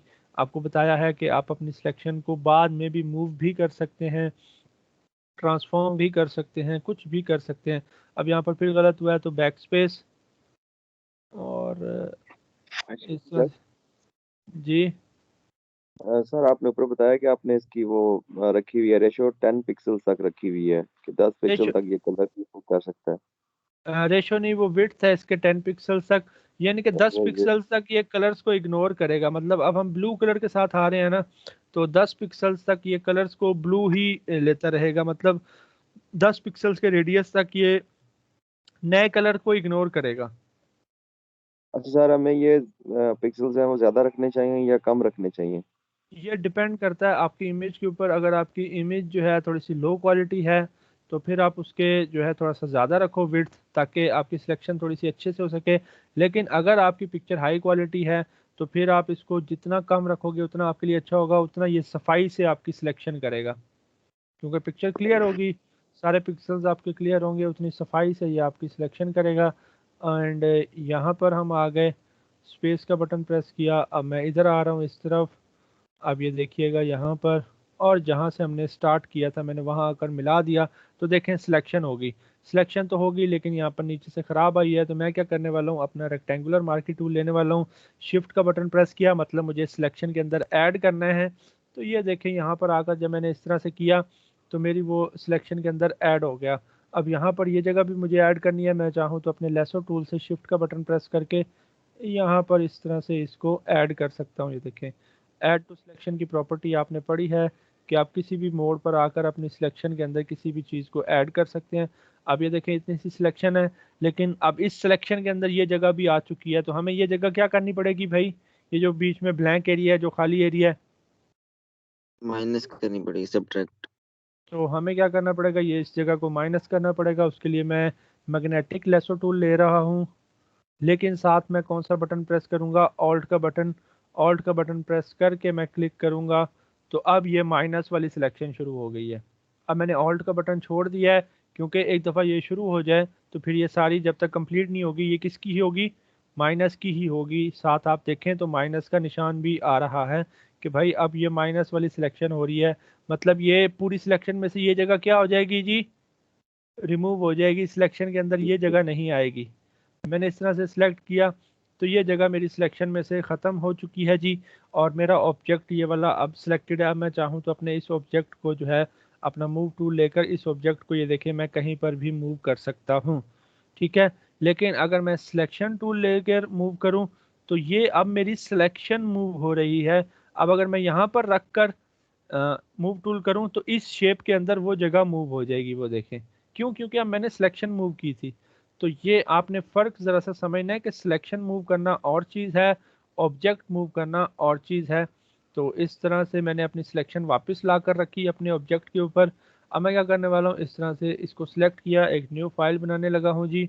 न्यू फाइल बनाई, उसका बैकग्राउंड हम ब्लैक कर देते हैं और इसको हम उठाकर जी अपने ऑब्जेक्ट को हम उठाकर यहाँ पर ले आते हैं इस तरह से, ठीक है जी।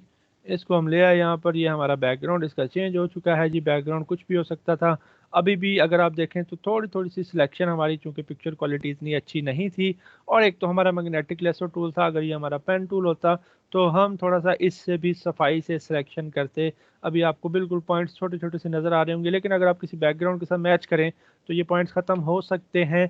मैंने तो बिल्कुल डार्क बैकग्राउंड के ऊपर रखा है ताकि हर चीज़ क्लियरली विजिबल हो कि देखें हमारी सिलेक्शन सर कितने अच्छे से हो चुकी है यहाँ पर।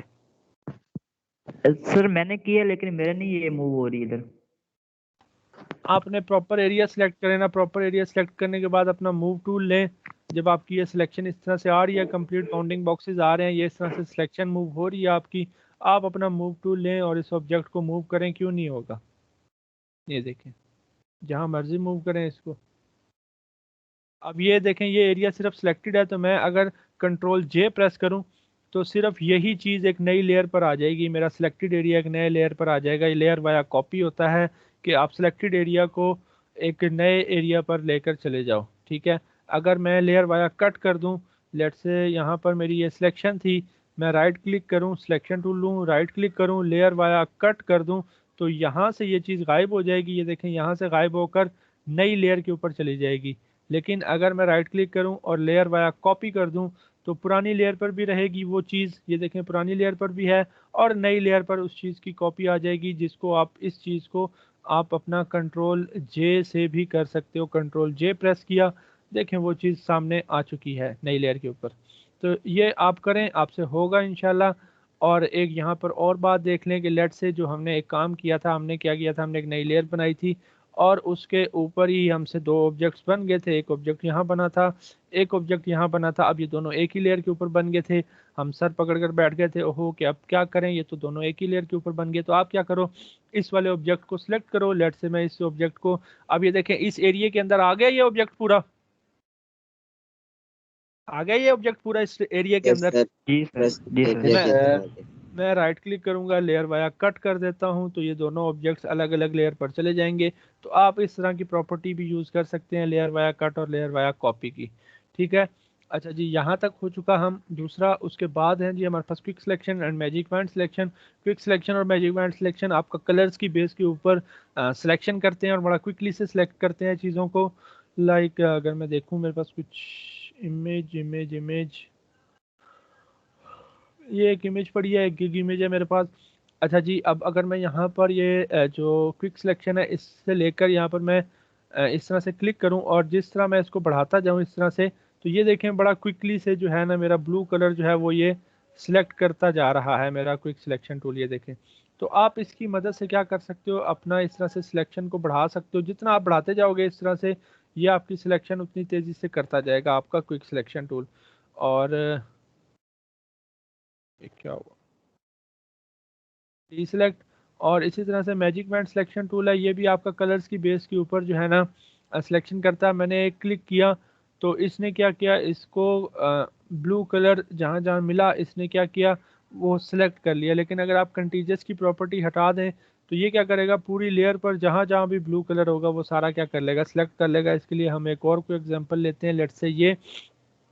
अब यहाँ पर देखें कंटीजस की प्रॉपर्टी के ऊपर मैंने चेक लगा दिया, टॉलरेंस 32 रखी हुई है हमने। यहाँ पर ये सारी वही प्रॉपर्टीज हैं, ऐड टू सिलेक्शन, माइनस और इंटरसेक्शन। मैं यहाँ पर क्लिक करता हूँ तो ये देखें इसने जितना लगातार उसको कलर मिला उसने वो सिलेक्ट कर लिया, लगातार कलर, ये देखें लगातार कलर। लेकिन अगर आप कंटीजस से हटा देते हैं तो इस तरह का कलर पूरी इमेज में जहां जहां होगा, देखिए मैंने यहाँ क्लिक किया, इस तरह का कलर पूरी इमेज में जहां जहां होगा वो जगह ये सिलेक्ट कर लेगा। लेकिन कंटीजस पर अगर मैं चेक लगा दूं तो ये देखें सिर्फ यही कलर वो सिलेक्ट करा है जहां पर उसको लगातार मिल रहा है। ये थोड़े से दोनों सेम है, क्विक सिलेक्शन और मैजिक बैंड सिलेक्शन दोनों कलर्स के ऊपर इस तरह से काम कर रहे होते हैं।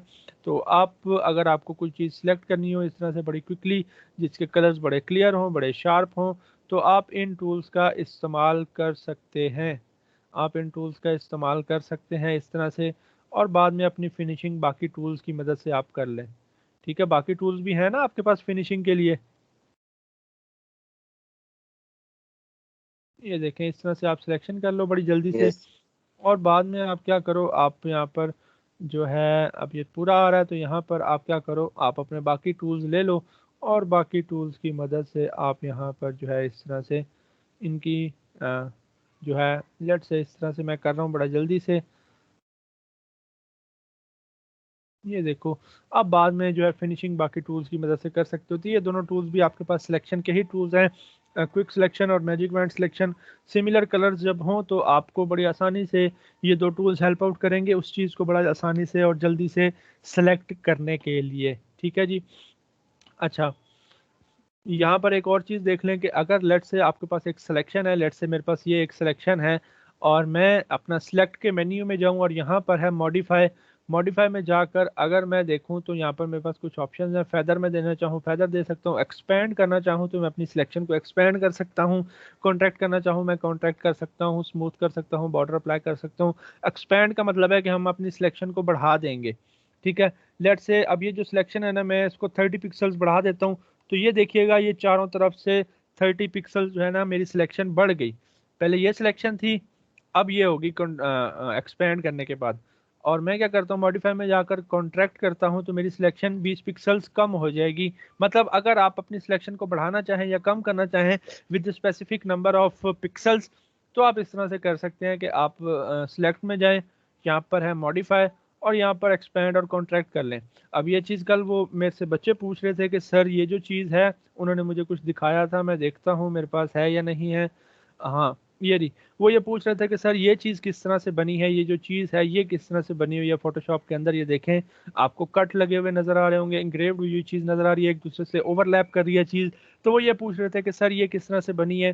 तो ये आपकी एक्सपेंड और कॉन्ट्रैक्ट की प्रॉपर्टी यूज़ कर रहे होते हैं लोग। अब लोगों का तरीका अलग हो सकता है, वो किसी और तरीके से भी कर सकते हैं, लेकिन मैं जिस तरह से अगर ये चीज़ करता हूँ तो वो मैं बताने लगा हूँ कि लेट से आपने क्या करना है, आपने कोई टेक्स्ट लिखा, लेट से हम यही टेक्स्ट ले लेते हैं। लेट से हमने ले लिया एस,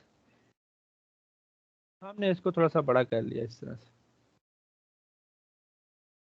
ठीक है जी, अब ये एस हमारा थोड़ा सा इतना सा बड़ा सा हो गया और मैं कंट्रोल जे से इसी की कॉपी ले रहा हूँ। इस एस को मैंने हाइड किया, सिर्फ ये है, इसकी जगह मैं दूसरा अल्फ़ाबेट लेने लगा हूँ। लेट से मैं टी ले लेता हूँ और इसको मैं थोड़ा सा स्ट्रेच कर लेता हूँ, ऊपर रखकर थोड़ा सा इस तरह से थोड़ा सा बड़ा कर लेते हैं हम इस टी को। ठीक है जी, और इस एस को मैंने विजिबल किया और इस एस का कलर जो है मैं ज़रा सा चेंज कर रहा हूँ। लेट से रेड कर देते हैं हम फिलहाल, एस और रेड। ठीक है जी, मैं क्या करने वाला हूँ, मैं इसको इसके ऊपर रख दिया मैंने। ठीक है जी, अब ऐसे ऊपर आ गया, हमें क्लियरली विजिबल है हर चीज़।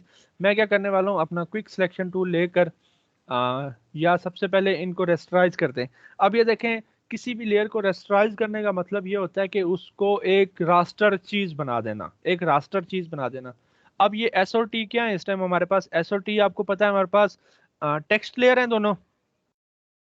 यस सर अब अगर मैं एस के ऊपर राइट क्लिक करके यहाँ पर इसको रेस्टराइज लेयर कर दूं तो अब ये एक रास्टर ऑब्जेक्ट बन चुका है, अब ये टेक्स्ट नहीं रहा। इसी तरह अगर मैं टी के ऊपर क्लिक करके इसको सर ये रेस्टराइज, रिपीट करना एक बार फिर। मैं कंट्रोल आल्ट जी से वापस किया, किसी भी लेयर को चाहे वो टेक्स्ट है, चाहे वो इमेज है, चाहे वो आइकन है, चाहे वो शेप है, कुछ भी है, अगर आप उसको राइट क्लिक करके रेस्टराइज लेयर कर देते हो, क्या कर देते हो, रेस्टराइज लेयर या रेस्टराइज टाइप, तो वो फिर एक रास्टर ऑब्जेक्ट बन जाता है, वो चीज नहीं रहती, वो एक रास्टर ऑब्जेक्ट बन जाता है। जैसे अब ये टेक्स्ट है, अगर मैं इस टेक्स्ट को यहाँ पर इस लेयर पर आऊँ, राइट क्लिक करूँ और रेस्टराइज टाइप करूँ, तो ये देखें अब ये टेक्स्ट नहीं रहा। अगर आप कहें ना कि ये टेक्स्ट है, ये अल्फाबेट है, तो गलत है, अब ये एक रास्टर ऑब्जेक्ट है। अब ये क्या है, एक रास्टर ऑब्जेक्ट है। इसी तरह मैं टी को भी रेस्टराइज टाइप कर रहा हूँ, अब ये दोनों क्या हो गए, अब ये दोनों रास्टर ऑब्जेक्ट हैं। मैं एस वाली लेयर के ऊपर जाता हूँ, मैं अपना क्विक सिलेक्शन मैजिक वॉन्ड लेता हूँ और मैं इस तरह से सिलेक्ट कर लेता हूँ। मेरा एस पूरा का पूरा सिलेक्टेड है इस टाइम। Yes sir. ये जो एस वाली शेप है ये मेरी पूरी की पूरी सिलेक्टेड है। मैं क्या करने वाला हूँ, मैं सिलेक्ट के मेन्यू में जाने वाला हूँ, मैं मॉडिफाई में जाने वाला हूँ, यहाँ पर है एक्सपैंड, और मैं अपनी सिलेक्शन 20 पिक्सल्स एक्सपैंड कर रहा हूँ। मैंने अपनी सिलेक्शन 20 पिक्सल एक्सपैंड की, तो देखें मेरी सिलेक्शन एक्सक्यूज एस मी से सर, जी काइंडली स्क्रीन एक दफा फिर शो कर दें, स्क्रीन मैं कर शो नहीं देता हो हूँ, रही।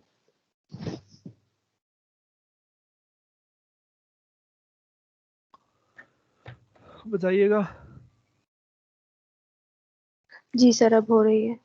जी सर।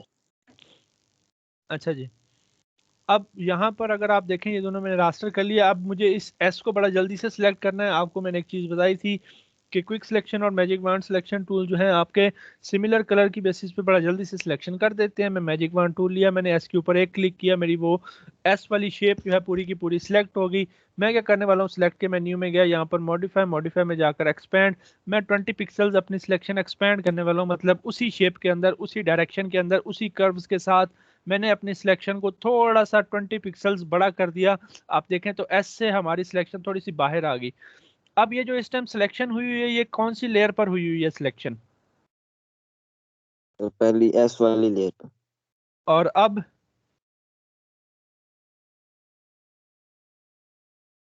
अब सर टी। अब अब सी वाली लेयर। अब टी वाली लेयर के ऊपर सिलेक्शन थी। अगर यानी कि मैं डिलीट करूं तो कौन सी लेयर डिलीट होगी, एस वाली या टी वाली, टी वाली। और टी वाली का कौन सा एरिया रिमूव होगा, सारा का सारा टी वाली लेयर, या जो जहां जहां पर सिलेक्शन है। बिल्कुल ठीक। सिलेक्टेड एरिया था, मैंने सिलेक्टेड जैसे एरिया। ही मैंने जैसे ही डिलीट का बटन प्रेस किया तो आप देखेंगे कि आपको इस तरह से एजेस और कट्स मिलेंगे कि ये यहाँ पर जगह जो है वो कट आउट हुई हुई है, और इस तरह से चीज़ आपको नज़र आ रही है जो यहाँ पर उन्होंने मेरे से पूछी थी कि सर ये किस तरह से। तो ये वही सेम चीज़ है, इस तरह से बाज़ दफ़ा हमें करना पड़ जाता है, इस तरह से लोगोज भी क्रिएट हो जाते हैं, और बाज़ दफ़ा इस तरह से लोगो भी क्रिएट कर रहे होते हैं, टेक्स्ट को इस तरह से लिख कर, इस तरह से कट आउट कर कर चीज़ों को। तो ये इस तरह से हो रहा होता है, इतना कोई मुश्किल चीज़ नहीं है। अगर आप गौर करें तो बेसिकली हमने उसकी जगह में से ये रिमूव कर दिया है और ये हमारा इस तरह से आ चुका है। अब आप कुछ भी टेक्स्ट लिखकर उसको इस तरह से कर सकते हैं। आपको क्या करना है, जस्ट अपनी सिलेक्शन को एक्सपेंड करना है, सिलेक्शन को एक्सपेंड करने के बाद दूसरी में से उसको डिलीट कर देना है, तो इस तरह की चीज़ आपके पास आ जाएगी। ठीक है जी।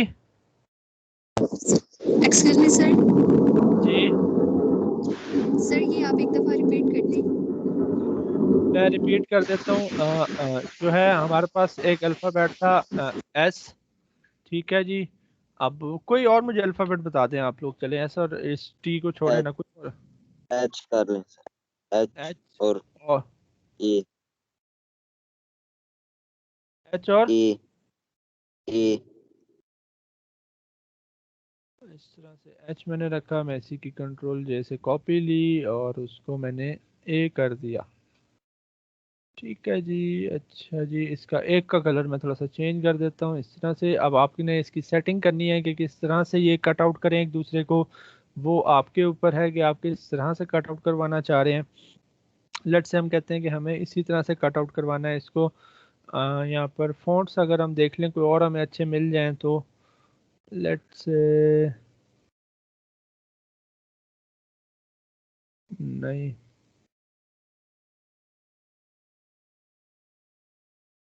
अच्छा जी, और इसको भी अगर हम चेंज कर दें इस तरह से, ठीक है, गुजारा हो जाएगा। इस तरह से रख दें और आप क्या करें, आप अपना किसी एक की भी सिलेक्शन कर लें, एच की करनी है एच की कर लें, जिसको भी आपको कट आउट करना है। मैं ए वाला लेकर सबसे पहले तो मैं इनको राइट क्लिक कर रेस्टराइज करने वाला हूँ। रेस्टराइज से क्या होगा कि ये टेक्स्ट नहीं लेंगे, ये एक रास्टर ऑब्जेक्ट बन चुके हैं दोनों।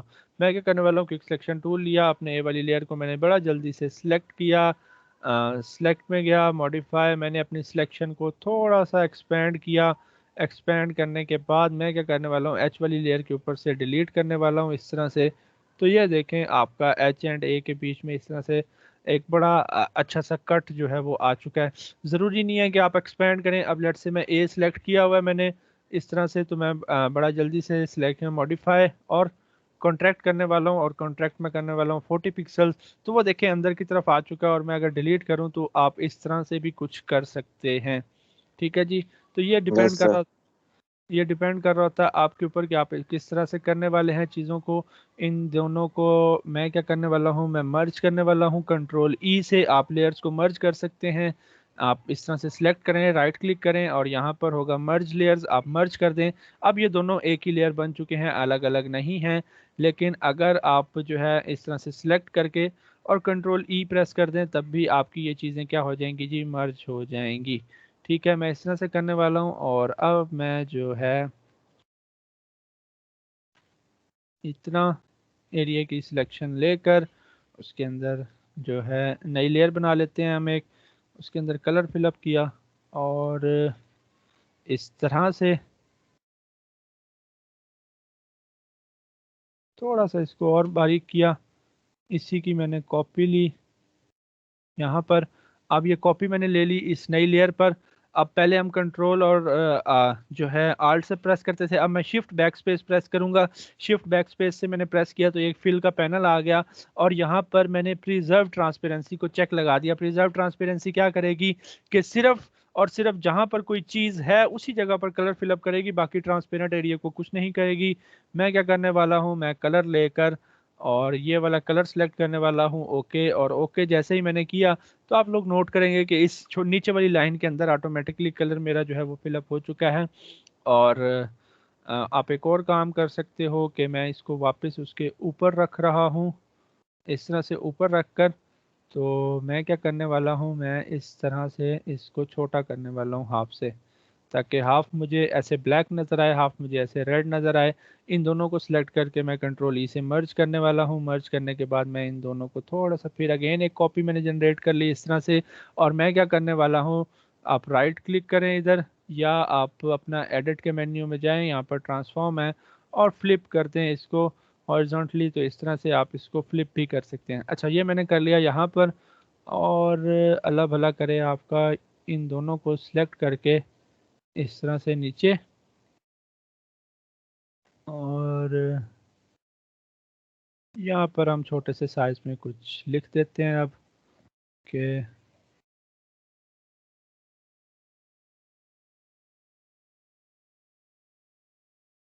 ठीक है जी,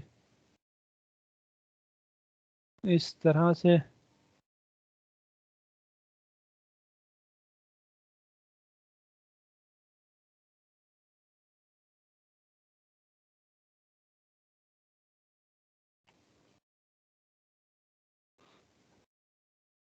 यहाँ पर हो गया। अब ये जो ऊपर वाले दो हैं इनको मैं सिलेक्ट करके जो है मर्ज करने वाला हूँ, इन दो को, इसको और इसको, जो इसके साथ है। ये दोनों को सिलेक्ट करके मर्ज किया, उसके बाद इन दोनों को सिलेक्ट करके मर्ज कर दिया। और अब मैं क्या करने वाला हूँ, इन तीनों को सिलेक्ट करके इनके बीच का डिस्टेंस मैंने इक्वल कर लिया अपने अलाइनमेंट टूल की मदद से। तो इतना काफ़ी है हमारे पास। अब इन सब को सिलेक्ट करके आप कंट्रोल जी से ग्रुप कर लो। एक सारी लेयर्स को सिलेक्ट करके हम ग्रुप यहाँ से भी कर सकते हैं। कहाँ गया जी, यहाँ पर हमारा होगा ग्रुप। सब लेयर्स को सिलेक्ट करें और यहाँ से ये रहा फोल्डर, इसको क्लिक करें तो ग्रुप हो जाएगा। या आप कंट्रोल जी से भी क्या कर सकते हो, ग्रुप कर सकते हो। ठीक है जी। अब यहाँ पर मेरे पास पता नहीं पड़े हुए हैं मॉकअप्स के, नहीं पड़े। अगर मॉकअप्स नहीं पड़े तो मैं एक मॉकअप डाउनलोड कर लेता हूँ फटाफट से। ग्लास विंडो वाला मॉकअप्स आपको बता दूं कि मॉकअप्स जो हैं वो आपकी हर चीज़ का एक रियल व्यू होते हैं। मतलब आपका अगर चाहे लोगो है, चाहे फ्लायर है, चाहे बैनर है, चाहे विजिटिंग कार्ड है, उसका एक रियल लुक होते हैं कि भाई ये चीज़ जो है ना बनने के बाद या यहाँ पर प्लेस होने के बाद हमें किस तरह से नज़र आएगी, किस तरह से लगेगी। तो ये चीज़ जो है ना हमारे मॉकअप्स के ऊपर हम लोग अप्लाई करके देखते होते हैं और मॉकअप्स की मदद से जो है ना हम इस चीज़ को लगाकर और देख रहे होते हैं कि हाँ भाई ये हमारी मॉकअप्स के ऊपर किस तरह से लगेगी। रियल व्यू में अगर हम देखें तो हमारा ये लोगो या हमारी ये चीज़ किस तरह से आएगी। तो उसके लिए हमें क्या करना पड़ता है, हमें मॉकअप्स हमारे पास होने चाहिए। मॉकअप्स जब हमारे पास होंगे तो हम उनके ऊपर कोई भी चीज़ जो है वो लगा सकते हैं। ठीक है, जब तक मॉकअप डाउनलोड हो रहा रहता है हम थोड़ा सा आगे मूव ऑन करते हैं। इसको हम यहीं पर रखते हैं। हम एक नई फाइल क्रिएट करते हैं, उसके ऊपर जाते हैं। अच्छा जी, अब अभी तक हम एक्सक्यूज सर, सर ये सॉरी लेट पूछ रहा हूँ, ऑब्जेक्ट को कॉपी किस तरह किया था? जो एक लाइन बनाई थी उसको कॉपी कर लिया था। वो मैंने डुप्लीकेट किया था। डुप्लीकेट आपको पता है कि आप इस तरह से आपके पास चीज़ है ना ये वाला, आप चाहें तो कंट्रोल जे से प्रेस करके डुप्लीकेट करें, आप ऑल्ट का बटन प्रेस करके ड्रैग करके डुप्लीकेट कर लें। तो वो आपके ऊपर डिपेंड कर रहा होता है कि आप किस तरह से करना चाह रहे हो। सर एक और मसला आ रहा था कि शेप जब बनाता हूँ तो उसके नीचे एक और शेप ऑटो बन जाती है, यानी 2 बन जाती हैं। वो क्यों होता है? सॉरी, एक शेप बनाता हूँ ना सर, तो हाँ। उस शेप के नीचे एक और शेप बन जाती है, सेम उसी साइज की, उसी तर्ज की। नहीं, फिर कुछ तो मसला कर रहे हो ना आप, ऐसे तो हो नहीं सकता। हो रहा था ना। नहीं, ऐसे होना नहीं चाहिए। अच्छा, एक ही शेप बनती है जब भी हम बनाते हैं। तो मैंने भी आपके सामने बनाई थी कुछ शेप्स, तो वो एक ही शेप बनी थी। हाँ जी, लेकिन उसके बिल्कुल नीचे दूसरी भी बन जाती है। नहीं नहीं, मेरे ऑफिस वाला जो सिस्टम था उस पे। कुछ इशू हो सकता है। और ठीक सर, चले मैं जब ऑफिस गया तो मैं आपको वो स्क्रीनशॉट अगर हुआ तो मैं स्क्रीनशॉट जब दिखाऊंगा फिर आपको। चल चल ठीक है, हो सकता है कोई बटन प्रेस हो गया हो या कुछ हो गया हो जो है ना। May be.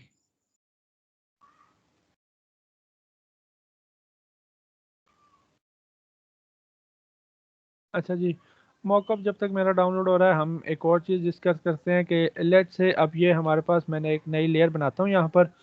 इस लेयर के ऊपर मैंने ना ये एक चीज़ बना लिया, ये एक ऑब्जेक्ट बना लिया। अब चाहे ये इमेज है चाहे कुछ भी है। अब ये आपको पता है कि ये एक रास्टर चीज़ है। रास्टर चीज़ से कैसे पता चलेगा? मैंने इसको बड़ा किया, अप्लाई किया, ओके। मैंने इसको बहुत छोटा कर दिया, अप्लाई किया, ओके, हो गया। लेकिन जब मैं इसको वापस से बड़ा करूँगा ना तो ये थोड़ी सी अपनी क्वालिटी लूज़ कर देगा। देखिएगा, ये अपनी क्वालिटी थोड़ी सी क्या कर देगा, लूज़ कर देगा इस तरह से।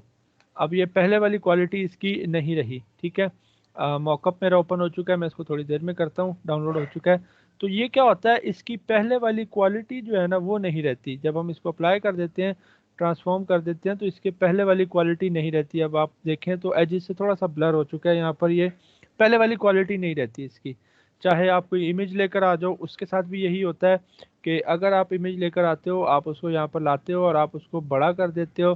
ठीक है, आपने उसको बिल्कुल ज़्यादा छोटा कर दिया, अप्लाई कर दिया, ओके। लेकिन जब आप उसको वापस से बड़ा करते हो तो वो चीज़ ब्लर हो जाती है, वो चीज़ ख़राब हो जाती है। क्यों ऐसा क्यों होता है?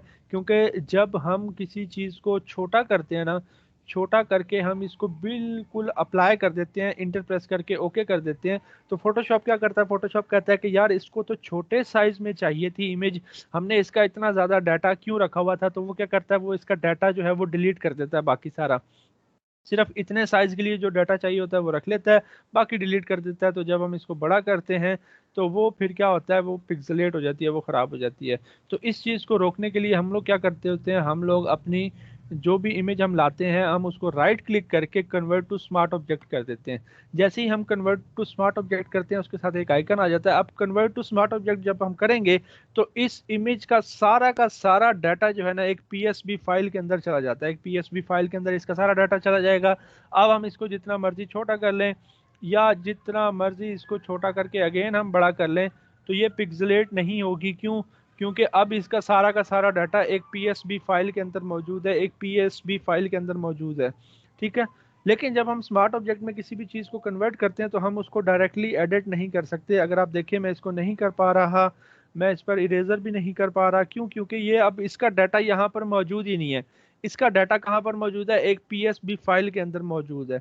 देखें जैसे मैं क्लिक कर रहा हूँ वो कह रहा है कि भाई ये आप इसको नहीं कर सकते, इसको या तो रेस्टराइज करो, रेस्टराइज करोगे तो ये वापस नॉर्मल लेयर में हो जाएगी, वो देखो स्मार्ट ऑब्जेक्ट खत्म, ठीक है। लेकिन अगर ये स्मार्ट ऑब्जेक्ट में और आपको इसको चेंज करना है तो आपको इसकी PSB फाइल ओपन करनी पड़ेगी जहां पर इसका सारा डाटा पड़ा हुआ है। तो उसके लिए आपको क्या करना है, ये जो आइकन है इसके ऊपर आप डबल क्लिक करेंगे तो ये देखें layer1.psb एक फाइल ओपन होगी और आप यहाँ पर अब जो भी चेंजेस करना चाहें आप चेंजेस कर सकते हैं। और आप Ctrl+S से जब सेव करेंगे चेंजेस को तो वो चेंजेस यहाँ पर आ जाएंगी वापस। ये देखें वो चेंजेस यहाँ पर आ चुकी हैं। आपने उस लेयर के ऊपर जो भी चेंजेस करके सेव करेंगे PSB वाली फाइल के ऊपर, ये देखें PSB फाइल, तो उसके ऊपर ये चीज़ें सारी आ चुकी हैं। तो इस तरह से आप किसी भी अपने ऑब्जेक्ट को, अपने टेक्स्ट को स्मार्ट ऑब्जेक्ट में कन्वर्ट कर सकते हैं ताकि वो अपनी ओरिजिनलिटी या अपनी जो क्वालिटी है वो ना लूज़ करे। और स्मार्ट ऑब्जेक्ट, ठीक है जी। अब ये यहाँ पर इतना है। आप चाहें तो इसको भी स्मार्ट ऑब्जेक्ट में कन्वर्ट कर सकते हैं। लेट से मैंने इसको राइट क्लिक किया, कन्वर्ट टू स्मार्ट ऑब्जेक्ट, अब ये स्मार्ट ऑब्जेक्ट में कन्वर्ट हो चुका है। अगर मैं डायरेक्टली चाहूँ तो इनको एडिट नहीं कर सकता। ये देखें मैं यहाँ पर कलर भी चेंज कर रहा हूँ, हालांकि वही लेयर है, नहीं होगा कलर चेंज, क्यों? क्योंकि ये स्मार्ट ऑब्जेक्ट बन चुका है। अगर मुझे इसके अंदर चेंजिंग करनी है तो मुझे इसकी PSB फाइल ओपन करनी पड़ेगी, डबल क्लिक करूँगा, ये आ गई इसकी टेक्स्ट वाली फाइल। अब यहाँ पर आप इसको सिलेक्ट करके कुछ भी कर सकते हैं, ये देखें, और सेव करें Ctrl+S से, तो अब ये चेंजेस यहाँ पर अप्लाई हो चुकी होंगी। तो इस तरह से आप अपने स्मार्ट ऑब्जेक्ट को भी डील कर सकते हैं, ठीक है। और स्मार्ट ऑब्जेक्ट मैंने इसलिए बता दिया क्योंकि हमारे पास मॉकअप्स जो है वो भी स्मार्ट ऑब्जेक्ट के अंदर ही आते हैं, ठीक है जी। अब ये मैंने एक लोगो 3D ग्लास वाला जो मॉकअप है वो अप्लाई किया है। अब मॉकअप्स के अंदर ये लोगो हेयर का मतलब है कि यहाँ पर हमारा लोगो जो है वो नज़र आएगा। हमने क्या करना है, हमने ये करना है कि ये जो हमारी स्मार्ट ऑब्जेक्ट वाली फाइल है इसको हमने एडिट करना है। यहाँ पर ये जो हमारी स्मार्ट ऑब्जेक्ट वाली फाइल है इसको हमने क्या करना है, एडिट करना है। और बाकी ये सारी सेटिंग्स मॉकअप के अंदर पहले से हुई होती हैं, हमें नहीं छेड़ना होता। अब आपको पता है कि यहाँ पर डायरेक्टली मैं अपना लोगो प्लेस नहीं कर सकता, मुझे इसकी स्मार्ट ऑब्जेक्ट वाली फाइल ओपन करनी पड़ेगी। उसके लिए मैं स्मार्ट ऑब्जेक्ट के आइकन के ऊपर डबल क्लिक करूँगा तो ये देखें यहाँ पर लोगो हेयर .psb फाइल आ चुकी है। मैं यहाँ पर ये जो हमने रेडी की थी ये चीज़, इस पूरे के पूरे ग्रुप को मैं यहाँ से क्या करने वाला हूँ से, और मैं क्या करने वाला हूँ, इस पूरे ग्रुप को सिलेक्ट करके ऑटो सेलेक्ट से एक दफ़ा हटा रहा हूँ और ये पूरा ग्रुप मूव होगा। अब तो मैं क्या करने वाला हूँ, पूरे ग्रुप को मैं यहाँ लेकर आया, यहाँ मैंने रख दिया इस तरह से, और मैं पुरानी लेयर जो है वो उसको हाइड कर रहा हूँ और Ctrl+S से मैंने क्या किया, मैंने सेव कर दिया। सेव हो रहा है जी, लोडिंग हो रही है। और अगर आप यहाँ पर देखें तो इस तरह से हमारा लोगो यहाँ पर प्लेस हो चुका है, काफ़ी बड़े साइज़ में है। तो हम क्या करेंगे, इसको साइज़ इसका थोड़ा सा छोटा कर देते हैं जी, इस तरह से सेव। और ये देखें इस तरह से हमारा लोगो जो है यहाँ पर आ चुका है। लोगो अगर आप देखें तो वो हमारा रियल व्यू हमें नज़र आ रहा है कि अगर हम इस तरह का लोगो हमारा यहाँ पर आए तो वो हमें किस तरह से नज़र आएगा, ठीक है। तो इस तरह से आप कोई भी मॉकअप्स अप्लाई कर सकते हैं, चाहे वो आपके लोगों के हों चाहे बिजनेस कार्ड के हों। मॉकअप्स आपको मैं करवा चुका हूँ कि किस तरह से आपने मॉकअप्स डाउनलोड करने हैं और किस तरह से उनको अप्लाई करना है। आप इंटरनेट से बेतहाशा मॉकअप्स जो है वो डाउनलोड करके उनको अप्लाई कर सकते हो, ठीक हो गया जी।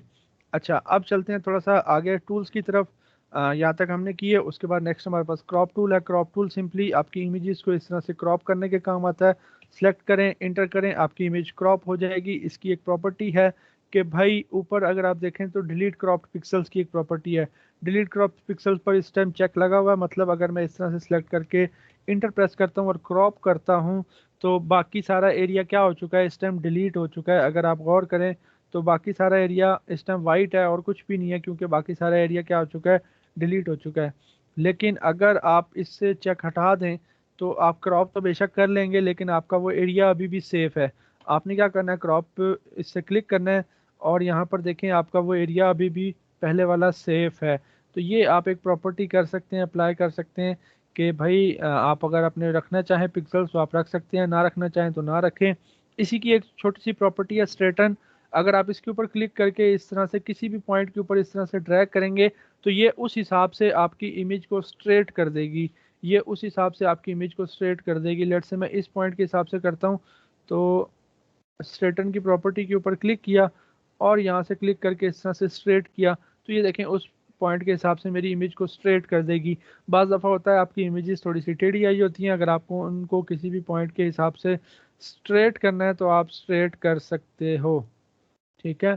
आपको उनको स्ट्रेट करना है तो आप स्ट्रेट कर सकते हो। अब यहाँ पर मेरे पास ऐसा कोई इमेज नहीं पड़ी, वरना मैं आपको बताता कि स्ट्रेटन की प्रॉपर्टी हमारे पास किस तरह से काम कर रही होती है।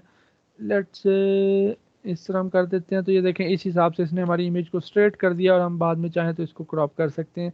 तो ये छोटी सी स्ट्रेटन की प्रॉपर्टी है जो आप यूटिलाइज कर सकते हो, ठीक है जी।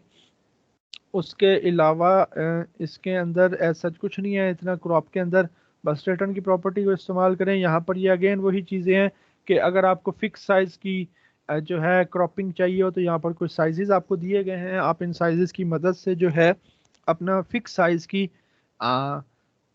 क्रॉपिंग जो है वो अगर आप करना चाहो तो आप कर सकते हो बड़े इजीली, ठीक है।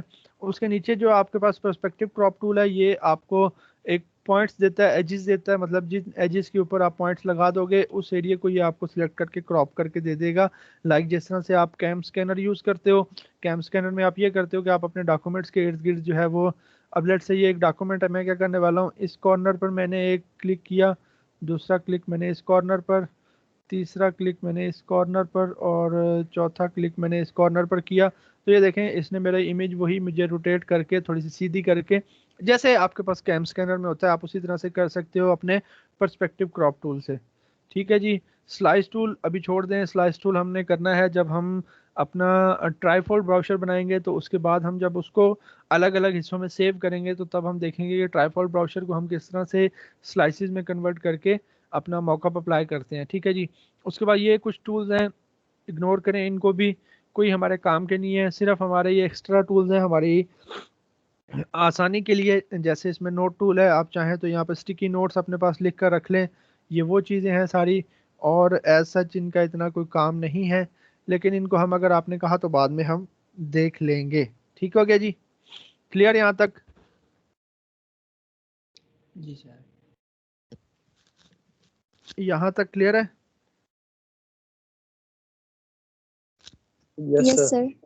सो तो नहीं जी गए? सर। नहीं सर, जाग रहे हैं। Yes sir. सो गए हैं। अच्छा चले 10 मिनट देना मुझे ज़रा, मैं तो बोल बोल के ही थक गया हूँ।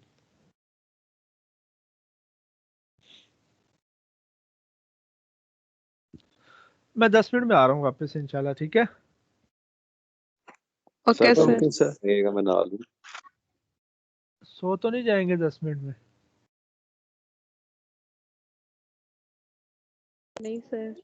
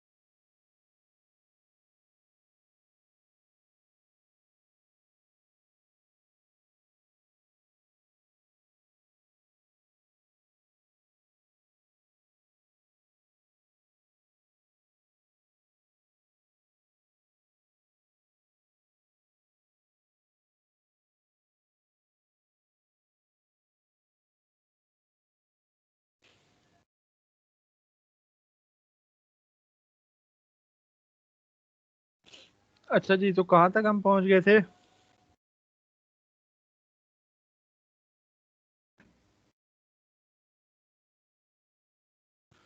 कहाँ तक पहुँच गए थे हम?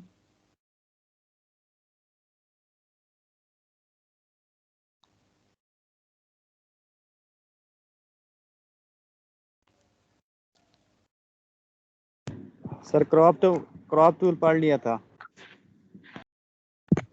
सर लेक्चर रिकॉर्ड हो रहा है? नहीं। सर मेरा नेट स्लो है, मुझे आज की कुछ समझ नहीं आ रही है इसकी। चले मैं रिकॉर्ड कर रहा हूँ, मिल जाएगा। जी सर। सर ये मतलब कि आवाज़ पहले आती है, कभी कभी बाद में आती है, और पिक्चर जो होती है वो अटक रही होती है, इस तरह से समझ नहीं आ रही है मुझे। अच्छा अच्छा अच्छा अच्छा। सर मेरे ये इशू आ रहा है ये। चलें कोई नहीं, मैं रिकॉर्डिंग कर रहा हूँ इसकी, साथ साथ मिल जाएगी। अच्छा जी, इन टूल्स की तरफ आते हैं। ये कुछ हमारे हीलिंग के टूल्स हैं जो हम पहले भी कर चुके हैं। हीलिंग के टूल्स, ब्रश है आगे हमारे पास, क्लोन स्टैम्प, ये हिस्ट्री ब्रश टूल हमने छोड़ा हुआ है, हम थोड़ा सा ठहर के करेंगे हिस्ट्री पैनल के साथ। रेज़र, ग्रेडियंट, ये सारे टूल वैसे हमने किए तो हमें, क्योंकि आज हमारी रिवीजन है तो हम इसलिए कर रहे हैं सारे दोबारा से। अब जो हमारे क्या नाम है जी, हीलिंग के टूल्स है ना, वो हमारे पैचेस के लिए अप्लाई होते हैं। मतलब अगर हमें कहीं पर पैचेस वगैरह लगाने हैं या कुछ चीज़ें, तो उसके लिए इस्तेमाल होते हैं। ख़ासकर जब आप इमेज एडिटिंग कर रहे हो या कुछ इस तरह का कर रहे हो तो फिर आपके इस्तेमाल होंगे। लेट से अगर मैं इसको जूम करूं, पिक्चर क्वालिटी नहीं ठीक मेरे पास, मुझे कोई गूगल से पिक्चर लेकर आनी पड़ेगी स्पॉट हीलिंग टूल के लिए। मुझे 1 सेकंड दीजिएगा।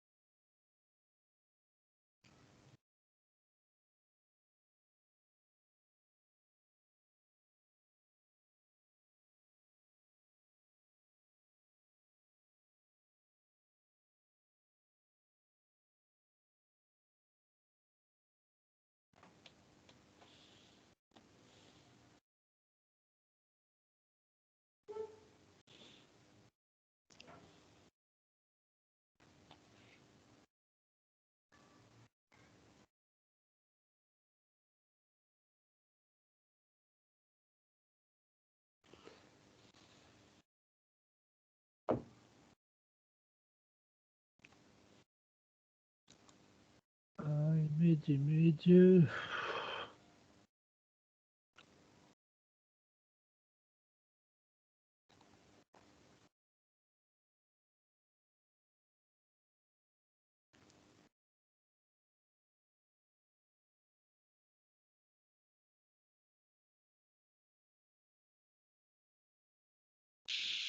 सर वो आपने फ्रांस वाली फाइल शेयर की थी जो आपने कहा था कि मैं शेयर कर दूंगा? क्या चीज़? वो फ्रांस में परसों आप कह रहे थे। कौन से? मैंने किए तो थे शेयर। अच्छा, और आपने फिल्टर्स का कहा था, फिल्टर्स मंगवाऊंगा। ओहो हो, याद ही नहीं रहे। चले मैं मंगवा लेता हूँ, आज मैं एक मैसेज कर देता हूँ, बल्कि अभी करता हूँ पहले मैसेज। जी सर, शुक्रिया।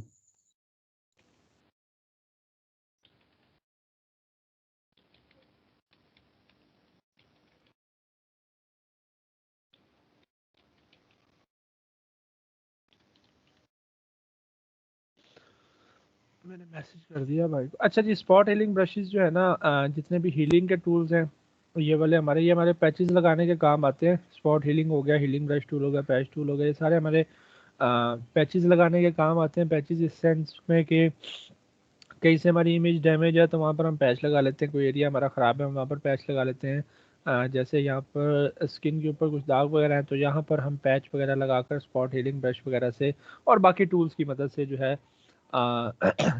पैचेस लगाकर तो हम जगह को जो है नॉर्मलाइज कर रहे होते हैं। यहाँ पर अगर आपने देखें तो कंटेंट अवेयर होना चाहिए। यहाँ पर कंटेंट अवेयर ये होता है कि जहाँ पर आप क्लिक करेंगे ना उसके इर्द गिर्द से वो कंटेंट लेगा, उसके इर्द गिर्द से, और उस तरह के कलर्स यहाँ पर फिल कर देगा। देखिए जहाँ जहाँ मैं प्रेस कर रहा हूँ वहाँ से वो आपको गायब होता हुआ नजर आ रहा होगा। वो गायब क्यों हो रहा है? क्योंकि वो ये कर रहा है कि अपने आसपास से कलर्स ले रहा है, अपने आसपास से कलर्स ले रहा है और वहाँ पर फिल कर रहा है उस जगह पर। मतलब मैं जहाँ पर क्लिक कर रहा हूँ वो क्या करता है, वो अपने आसपास से कलर्स लेता है और वहाँ पर फिल कर देता है। ये होता है आपका कंटेंट अवेयर फिल टूल। ठीक है जी। अब देखें अगर आप गौर करें तो वो अपने आसपास से कलर्स लेकर फिल किए जा रहा है और आपको ऐसा लग रहा है कि यार यहाँ पर जगह जो है हमारी ठीक हो रही है। ठीक है, वो ठीक इसलिए हो रही होती है कि वो क्या कर रहा होता है, वो अपने आसपास से कलर्स ले रहा होता है। ये है आपका स्पॉट हीलिंग ब्रश टूल। आपने यहाँ पर कंटेंट अवेयर रहने देना है और ताकि वो अपने आसपास से कलर्स लेता रहे। कंटेंट अवेयर यही होता है कि जहाँ पर आप क्लिक करें उसके इर्द गिर्द जितने भी पिक्सल्स हैं वो वहाँ से वो कलर्स लेता है और वहाँ पर उस जगह पर फिल कर देता है। अब यहाँ पर अगर आप देखें तो हम उसके आसपास से कलर्स लेकर फिल किए जा रहे हैं, उसके आसपास से कलर्स लेकर हम लोग फिल किए जा रहे हैं इस तरह से। ठीक है, अब ये क्या कर रहा है, ये बेसिकली जो है पैचेस अप्लाई कर रहा है स्किन के ऊपर और जितने भी हमारे जो दाग वगैरह थे वो हमारे क्लियर हो गए। ज़रूरी नहीं है दाग हो, आपकी पिक्चर भी डैमेज हो सकती है, उसका कुछ हिस्सा डैमेज हो सकता है और आप वो क्लियर कर सकते हैं इसकी मदद से, या आप कुछ और काम कर सकते हैं जहाँ भी आपको ज़रूरत हो एक चीज़ को पैच करने की। अब स्पॉट हीलिंग ब्रश के अंदर आपको कुछ भी नहीं करना पड़ता, आपको जस्ट किसी भी पॉइंट के ऊपर जाकर इस तरह से क्लिक करना पड़ता है और वो क्या करता है, वो ऑटोमेटिकली उसके आसपास से कलर्स लेकर उस जगह के ऊपर जो है वो फिलअप कर देता है चीज़। ठीक है, इस तरह से काम कर रहा होता है आपका स्पॉट हीलिंग ब्रश टूल। ठीक, अच्छा जी, मैं क्या करने वाला हूँ, अगेन इसको ओपन करता हूँ। यहाँ पर कंट्रोल जे से इसकी मैंने कॉपी क्रिएट कर ली। ठीक है जी, कंट्रोल जे से इसकी कॉपी आ गई। अब पहले तो हमने पढ़ा है कि स्पॉट हीलिंग ब्रश वो क्या कर रहा था, वो ऑटोमेटिकली इससे ले रहा था इस तरह से और ऑटोमेटिकली कलर जो है वो फिलअप कर रहा था अपने इर्द गिर्द से कलर लेकर। ठीक है, आप अगर ब्रश का साइज बढ़ाना चाहें तो आपको पता है कि आपके ब्रैकेट्स जो हैं, जो स्क्वायर ब्रैकेट्स हैं, उनके 2 बटन्स आप यूज़ कर सकते हैं। ओपनिंग ब्रैकेट से आपके ब्रश का साइज़ कम होता है, क्लोजिंग ब्रैकेट से आपसे ब्रश का साइज़ जो है वो इंक्रीज़ होता है, या आप यहाँ से आकर भी ब्रश का साइज़ जो है इंक्रीज़ या डिक्रीज़ कर सकते हो। ये हमारा ये करा था कि ऑटोमेटिकली कलर लेकर जो है वो फिलअप करा था। लेकिन उसके बाद जो है, जो नेक्स्ट है हमारा हीलिंग ब्रश टूल, इसके लिए ये ऑटोमेटिकली कलर फिलअप नहीं करता, इसके लिए हमें इसको सैंपल देना पड़ता है। लेट्स से अगर मैं यहाँ क्लिक करूँ, वो कह रहा है भाई सोर्स पॉइंट तो दो जहाँ से मैं कलर उठाकर यहाँ पर पेस्ट करूँ। लेट्स से अगर मुझे यहाँ पर कलर पेस्ट करना है तो मुझे इसको कोई सोर्स पॉइंट देना पड़ेगा कि भाई वहाँ से कलर लो और यहाँ पर फिलअप करो। ठीक है, अब आपको पता है कि अगर मुझे यहाँ पर कलर फिलअप करना है तो मैं ये लिप्स का कलर लेकर तो यहाँ पर फिल करने से रहा, या हेयर्स वाला सैंपल लेकर वो तो फिलअप करने से रहा। मैं इसके आसपास से ही लेकर यहाँ पर पैच अप्लाई करूंगा ताकि एक जगह एक जैसी ही चीज़ रहे। तो मैं क्या करूंगा, मैं इस जगह को सैंपल लेने वाला हूँ, इस जगह को, और यहाँ पर फिलअप करने वाला हूँ। जिस भी चीज़ का आपने सैंपल लेना हो ना, आपने वहाँ जाकर ऑल्ट का बटन प्रेस करना है। जैसे ही आप ऑल्ट का बटन प्रेस करेंगे, देखिए उसका आइकन चेंज हो गया। मैं क्लिक करूँगा, अब उसने सैंपल ले लिया है और वो मैं यहाँ आकर मैंने क्या किया, पेस्ट कर दिया। यहाँ सैंपल लिया, इस जगह पेस्ट कर दिया, यहाँ से सैंपल लेकर इधर पेस्ट, यहाँ से सैंपल लेकर, यहाँ से सैंपल लेकर, यहाँ से सैंपल लेकर, यहाँ से सैंपल लेकर, इधर से सैंपल लेकर यहाँ पेस्ट, इधर से सैंपल लेकर यहाँ। ठीक है जी, इधर से सैंपल लेकर यहाँ पर पेस्ट कर दिया इस तरह से। ये देखिए मैं सैंपल लेता जा रहा हूँ और पेस्ट करता जा रहा हूँ। तो ये आपने यहाँ पर अपने हिसाब से जहाँ से आपको सैंपल अच्छा लगे आपने सैंपल कलेक्ट करना होता है और वो आपने जो है वो पेस्ट करना होता है, पैच अप्लाई करना होता है। अब इसके लिए मैं सैंपल जाहिर सी बात है इसके करीब से ही लूँगा ताकि स्किन मैच हो सके। ठीक है जी, तो इस तरह से आपने अपने सैंपल्स ले लेकर अपने पैचेस को जो है वो अप्लाई करना होता है यहाँ पर इस तरह से। ये देखिए मैं सैंपल लेता जा रहा हूँ और जगह जगह पर जो है वो चीज़ें अप्लाई करता जा रहा हूँ मैं यहाँ पर।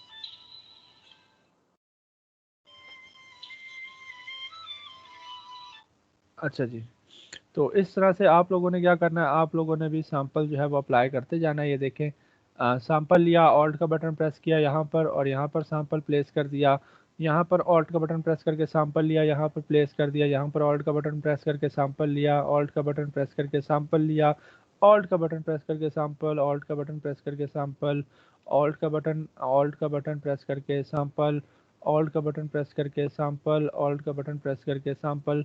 तो इस तरह से आपने क्या करना है, आपने अलग अलग सैंपल्स लेते जाना है। यहाँ से सैंपल लिया, इधर पेस्ट कर दिया, इधर, यहाँ से लेकर यहाँ, यहाँ से यहाँ से लेकर इधर, यहाँ से लेकर यहाँ पर, इस तरह से आपने क्या करना है, सैंपल्स प्लेस करते जाना है। अब मैं ब्रश का साइज़ थोड़ा सा छोटा करने वाला हूँ। मैं ये जो यहाँ पर जो हल्का सा हमें डैमेज सा नज़र आ रहा है, मैं वो उसको भी रेक्टिफाई करने वाला हूँ। तो मैंने उसको भी जो है वो रेक्टिफाई कर दिया यहाँ पर, ठीक है। तो इस तरह से आपने सैंपल लेते जाना होता है और उसको प्लेस करते जाना होता है। एक सेकंड दीजिएगा मुझे। अस्सलाम वालेकुम। ठीक ठाक हम भाई, कैसे हैं, खैरियत है?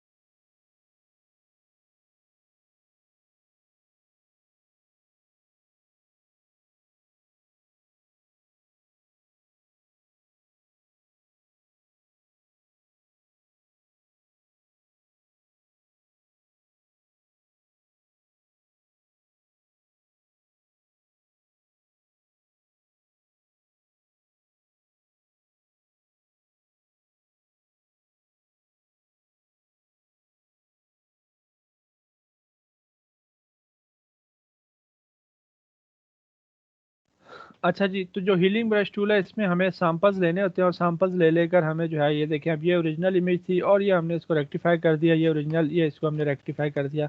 तो आप इस तरह से इसको रेक्टिफाई कर सकते हैं अपनी इमेजेस को। मैं इसको डिलीट करता हूँ, कंट्रोल जे से हमने अगेन कॉपी ले ली। अब हम क्या करने वाले हैं, पैच टूल की मदद से करने वाले हैं। अब पैच टूल क्या करता है, पैच टूल में आपने ये करना होता है कि आपने एक एरिया सेलेक्ट किया इस तरह से, जिस तरह आप लेसो टूल से करते थे, और इसको उठाकर जहाँ पर भी मूव करेंगे ना, वो उस तरह के कलर यहाँ पर पेस्ट कर देगा। अब ये देखें यहाँ पर है, मैं इसको सिलेक्ट करूँगा, इधर से ये एरिया पेस्ट किया, यहाँ पर अपने हिसाब से वो पेस्ट करके इर्द गिर्द के कलर्स के हिसाब से एडजस्ट कर देगा, ये देखें। तो ये 3 तरह के पैच टूल्स हैं आपके पास, आप अप्लाई करना चाहें तो आप अप्लाई कर सकते हैं। जहाँ पर जिस टूल्स की मदद से अच्छा काम हो रहा हो, आपको पता है कि आपको उसी से करना पड़ेगा। जिस टूल की मदद से आपका काम अच्छे से हो रहा हो, आपने उसकी मदद से कर लेना है, ठीक है। इमेज एडिटिंग के अंदर आ जाता है ये, इमेज फिनिशिंग के अंदर आ जाती है ये चीज़ें, आपको काफ़ी यूज़फुल रहेंगी। बाज़ जगहों पर आपको इस तरह से चीज़ें करनी पड़ सकती हैं। आपको ज़रूरी नहीं है कि हम सिर्फ ठीक करने के लिए इस्तेमाल करें, हम ख़राब करने के लिए भी इस्तेमाल कर सकते हैं। लेट से यहाँ पर, और इसको मैं उठाकर इधर रखूँ तो ये देखें बेचारी के एक और पिंपल हमने कर दिया। तो इस तरह से आप चीज़ें इनको यूटिलाइज़ कर सकते हो। जहाँ पर जिस तरह से भी आपको ज़रूरत हो इन टूल्स की, आप इन टूल्स को यूटिलाइज़ करो, ठीक है। 3 तरह के टूल्स हैं आपके पास, patch tool, spot healing brush tool, ठीक है। तो ये आप इनको इस्तेमाल कर सकते हो। अब ये जो पैच टूल मैं इस्तेमाल कर रहा हूँ ये है सोर्स टू डेस्टिनेशन, ठीक है। यानी कि सोर्स और डेस्टिनेशन पर जब हम जाकर रखेंगे तो डेस्टिनेशन वाला यहाँ पर आ जाएगा। लेकिन अगर मैं डेस्टिनेशन कर दूँ तो फिर क्या होगा, यही वाला कलर उठकर दूसरी जगह पर जाएगा, ठीक है। पहले हम कर रहे थे सोर्स टू डेस्टिनेशन, मतलब यहाँ पर मैंने क्लिक किया ये, अब यहाँ पर हम क्या कर रहे थे, सोर्स के ऊपर जैसे ही जा रहे थे तो वहाँ से हमारे इधर वापस आ रही थी चीज़, ठीक है। लेकिन अब क्या होगा, अगर मैं डेस्टिनेशन कर दूं तो यही हमारी जो चीज़ है, जो हमारी सोर्स है, यही उठकर दूसरी जगह जा रही होगी। तो ये आप यहाँ से चेक कर सकते हैं, सोर्स और डेस्टिनेशन आप अपने हिसाब से रख सकते हैं, जिस तरह की भी आपको ज़रूरत हो। आप डेस्टिनेशन अगर कर लें और डेस्टिनेशन करने के बाद इस जगह को आप यहाँ जाकर रखते हैं, तब भी वही सेम काम होगा। आप इस तरह से कर लें कि यहाँ एरिया सेलेक्ट किया, इसकी जगह ये रख दिया। तो अगेन आपके ऊपर है ये कि आप किस तरह से काम करना चाह रहे हो। ठीक है जी। उसके बाद इसी तरह का क्लोन स्टैम्प टूल है हमारे पास। क्लोन स्टैम्प टूल भी हमारे पास तकरीबन इसी तरह से काम करता है, लेकिन ये थोड़ा सा और उससे सफाई से काम करेगा। ये इसमें भी आपको ऑल्ट का बटन प्रेस करके इस तरह से सैंपल लेने होते हैं। ऑल्ट का बटन प्रेस करके सैंपल, ऑल्ट का बटन प्रेस करके सैंपल, ऑल्ट का बटन प्रेस करके सैंपल, ऑल्ट का बटन प्रेस करके सैंपल, ऑल्ट का बटन प्रेस करके सैंपल लिया और क्लिक करके फिल किया। इसमें मज़े की बात यह है कि जैसे जैसे आप अपना ऐसे मूव करते आएंगे, आपका प्लस जो है वो भी मूव होता है साथ साथ, जब तक आप नया सैंपल नहीं ले लेते। तो इसमें साथ साथ आपका ऑल्ट का बटन इन टूल्स के अंदर आपके साथ साथ चलता रहता है।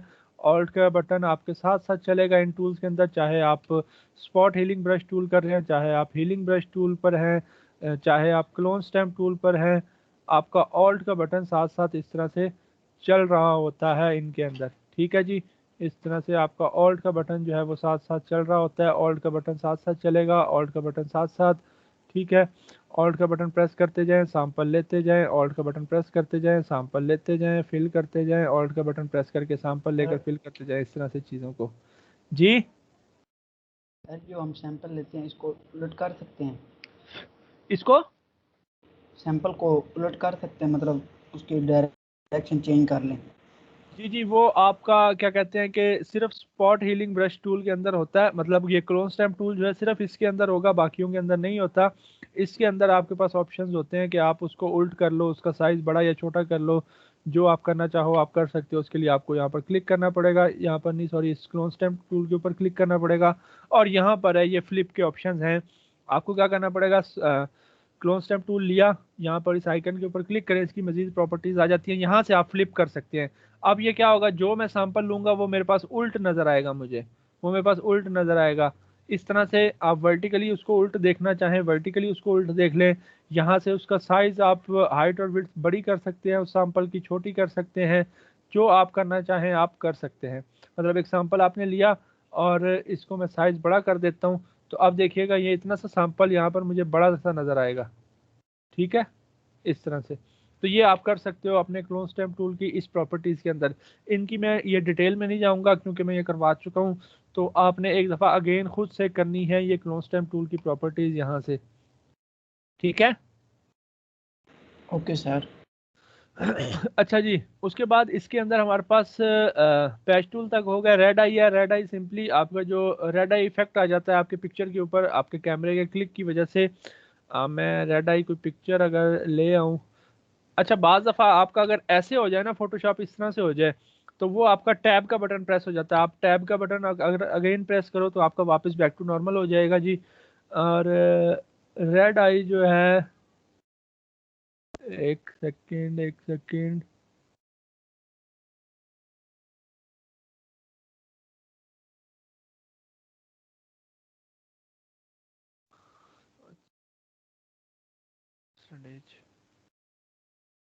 अच्छा जी। रेड आई सिंपली मैं एक रेड आई को इमेज ले आऊँ जिसके अंदर रेड आई इफेक्ट हो, मैं आपको वो दिखा दूँ।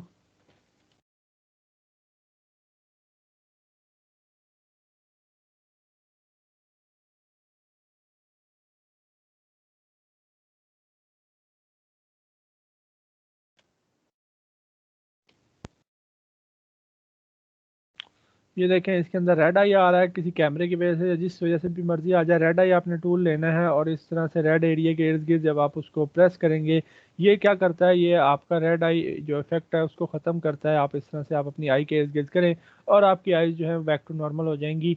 सिर्फ आपने आइज़ के इर्द गिर्द करना है क्योंकि ये रेड एरिया के ऊपर काम करता है, तो ये ना हो कि आप बाकी रेड एरियाज़ के ऊपर भी काम करना शुरू कर दें इस तरह से।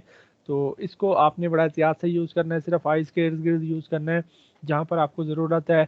एक्स्ट्रा यूज़ इसका करेंगे तो आपकी पिक्चर ख़राब हो सकती है, क्योंकि इसके अंदर भी देखें रेडिश कलर है, तो ये उसको भी डार्क में कन्वर्ट करना शुरू कर देगा। तो बेहतर यही है कि अपने आई के रेटिना के इर्द गिर्द आप इसको अप्लाई करें। अप्लाई करने का तरीका बहुत सिंपल है, आपने जस्ट क्लिक करके ड्रैग करना है और इस तरह से बस करके छोड़ देना है, तो ये आपका अप्लाई हो जाएगा रेड आई। ठीक है जी। कंटेंट अवेयर मूव टूल थोड़ा सा ठहर के करेंगे, 2-4 चीज़ें मैंने छोड़ी हुई हैं, जैसे आपका हिस्ट्री पैनल है, हिस्ट्री ब्रश है, ये कंटेंट अवेयर है, आपको गिफ इमेज करवानी है वो चीज़ है, ये सारी चीज़ें मैंने छोड़ी हुई हैं, ये हम करेंगे इंशाल्लाह कल या परसों। ठीक, अच्छा जी। उसके बाद ये ब्रश है आपके पास, यहाँ पर ब्रश टूल लेकर आप इसकी डिफरेंट शेप्स हैं आपके पास, ये जस्ट पेंट करने के काम आता है हमारे पास, जो भी शेप हो उस शेप के हिसाब से पेंट करने के काम आएगा, और ये टोटली रास्टर चीज़ होती है, टोटली रास्टर होती है चीज़। ब्रश टूल के अंदर जितनी भी चीज़ें हैं, यहाँ पर आप इसकी ओपेसिटी फ्लो वगैरह चेक कर सकते हैं। यहाँ पर इसकी कुछ शेप्स हैं, ये देखें हमने कुछ अपने ब्रशेस भी बना कर रखे थे ये वाले, तो आप चाहें तो अपने ब्रशेस बना लें, चाहे जैसे हमने ये माउस को सेव किया था, ये भी हमारा अपना ब्रश है एक सेव हुआ हुआ। ठीक है, तो आप इस तरह से काफ़ी एलिमेंट्स को बनाकर सेव भी कर सकते हो अपने पास अपने ब्रश के अंदर। ठीक, या आप चाहो तो क्या कहते हैं कि अपना इंटरनेट से ब्रशेस डाउनलोड कर सकते हो। डाउनलोड करने के बाद आपने क्या करना है, सेटिंग के आइकन के ऊपर क्लिक करना है, यहाँ पर होगा लोड ब्रशेस, लोड ब्रशेस के ऊपर आप क्लिक करेंगे तो इस तरह से ये जो ब्रशेस आपने डाउनलोड किए होंगे इंटरनेट से वो यहाँ पर आ जाएंगे। जिस तरह के भी ब्रशेस आपने इंटरनेट से डाउनलोड किए हों वो आपके पास आ जाएंगे। तो बेतहाशा ब्रशेस आपको इंटरनेट से मिल जाएंगे, आप इसको डाउनलोड करें, अपने पास इस्तेमाल करें, कहीं पर भी पेंट करें, किसी भी किस्म का पेंट करें, आपकी मर्ज़ी है।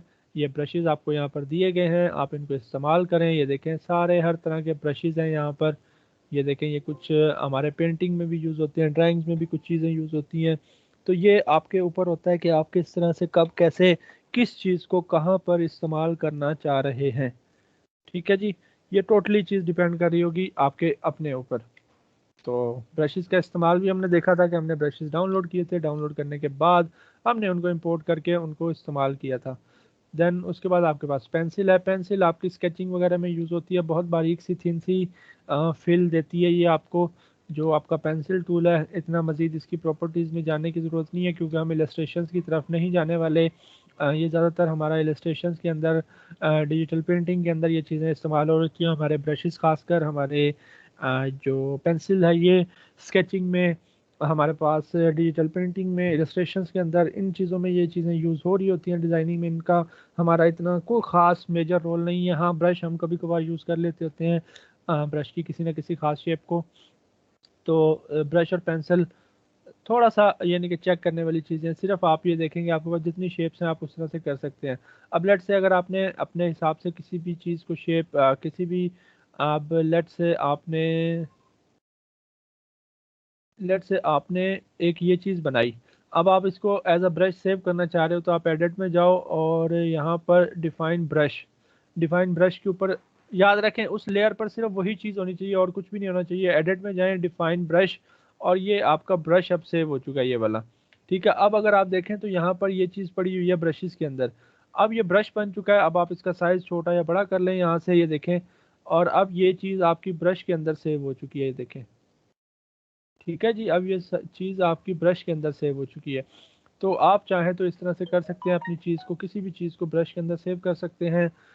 चाहें तो उसको, जो भी चीज़ हो आपकी, आप उसको ब्रश के अंदर सेव कर सकते हैं। ठीक है जी, सो गए हैं? जी सर, ठीक है। जाग रहे हैं सर जी। अच्छा जी, उसके बाद क्लोन स्टैम्प हो गया, उसके नीचे है जी पैटर्न स्टैम्प। पैटर्न स्टैम्प के अंदर आपके पास कुछ पैटर्न्स होते हैं, ये हमने कुछ पैटर्न्स बनाए भी थे। ये पैटर्न्स आप फिल आउट कर सकते हो किसी भी चीज़ के अंदर, जो भी पैटर्न आप सेव करोगे, जो भी पैटर्न आप बनाओगे वो आप पैटर्न आपके पास आ जाएगा। पैटर्न एक फ्लो होता है चीज़ों का, जैसे हमने ये देखें पिक्चर का पैटर्न बनाया था, तो ये देखें ये पिक्चर्स ही पिक्चर्स आ रही हैं जब हम पेंट कर रहे हैं, तो ये हमारे पास एक पैटर्न चल रहा होता है, चीज़ का सीक्वेंस चल रहा होता है। ठीक है, तो आप पैटर्न्स इंटरनेट से डाउनलोड कर सकते हैं, उनको कहीं से भी इंपोर्ट कर सकते हैं। तरीका वही रहेगा हमेशा इंपोर्ट करने का, चीज़ों को सेटिंग के आइकन के ऊपर क्लिक करें, load pattern, load brushes, load gradients, जो भी चीज़ें हैं वो आप मर्ज़ी से इंपोर्ट कर सकते हैं अपने पास। ठीक है, ठीक है कि नहीं? Yes sir. और किसी भी चीज़ को आपने अपने पैटर्न में सेव करना हो तो उसकी पहले एक फ़ाइल बना लें छोटी सी। लेट से हम फाइल बनाते हैं पिक्सल्स, और लेट से मैं बना देता हूँ 50 बाय 50 की। ये फ़ाइल बन गई 50 बाय 50 की। ठीक है, तो इसके अंदर अब हम जो भी रखना चाहें, अब हम अपना पैटर्न जो है वो रख कर इसको मैं डिलीट कर देता हूँ वाली लेयर को, ताकि हमारा ट्रांसपेरेंट रहे बैकग्राउंड। तो जो भी आप पैटर्न बनाना चाहें आप पैटर्न बनाकर उसको सेव कर सकते हैं। लेट से यहाँ पर इतना, इसके अंदर मैंने कलर फिल कर दिया और एक इसकी कॉपी मैंने यहाँ पर रखी। ये दो अब चीज़ें हैं इतनी यहाँ पर इस तरह से। और मैं क्या करने वाला हूँ, मैं इन दोनों को मर्ज करने वाला हूँ। ये आ गया हमारे पास। और डिफाइन पैटर्न, एडिट में जाएंगे, डिफाइन पैटर्न। अब ये पैटर्न डिफाइन हो रहा है इस तरह से, ये देखें एक बार एक सी लाइन आएगी, ये पैटर्न के अंदर आ चुका है। अब अगर आप चाहें तो पैटर्न स्टैम्प टूल के अंदर ये पैटर्न आ चुका है। अब आप चाहें तो इसको फिलअप कर सकते हैं। ये देखें बीच में वो गैप आ रहा है जो हमारे पैटर्न के अंदर गैप था। तो आप चाहें तो कुछ भी अपना पैटर्न भी सेव कर सकते हैं। पैटर्न आप इंटरनेट से डाउनलोड कर सकते हैं। डाउनलोड करने के बाद सेटिंग के आइकन के ऊपर क्लिक करें, लोड पैटर्न्स करें और आपके पैटर्न्स यहाँ पर आ जाएंगे। ठीक है जी।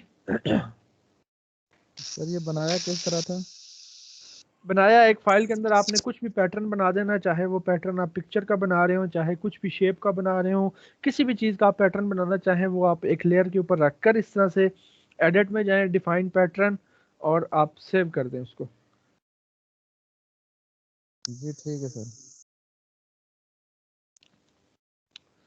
काफ़ी है आज तक, आज के लिए। Yes sir.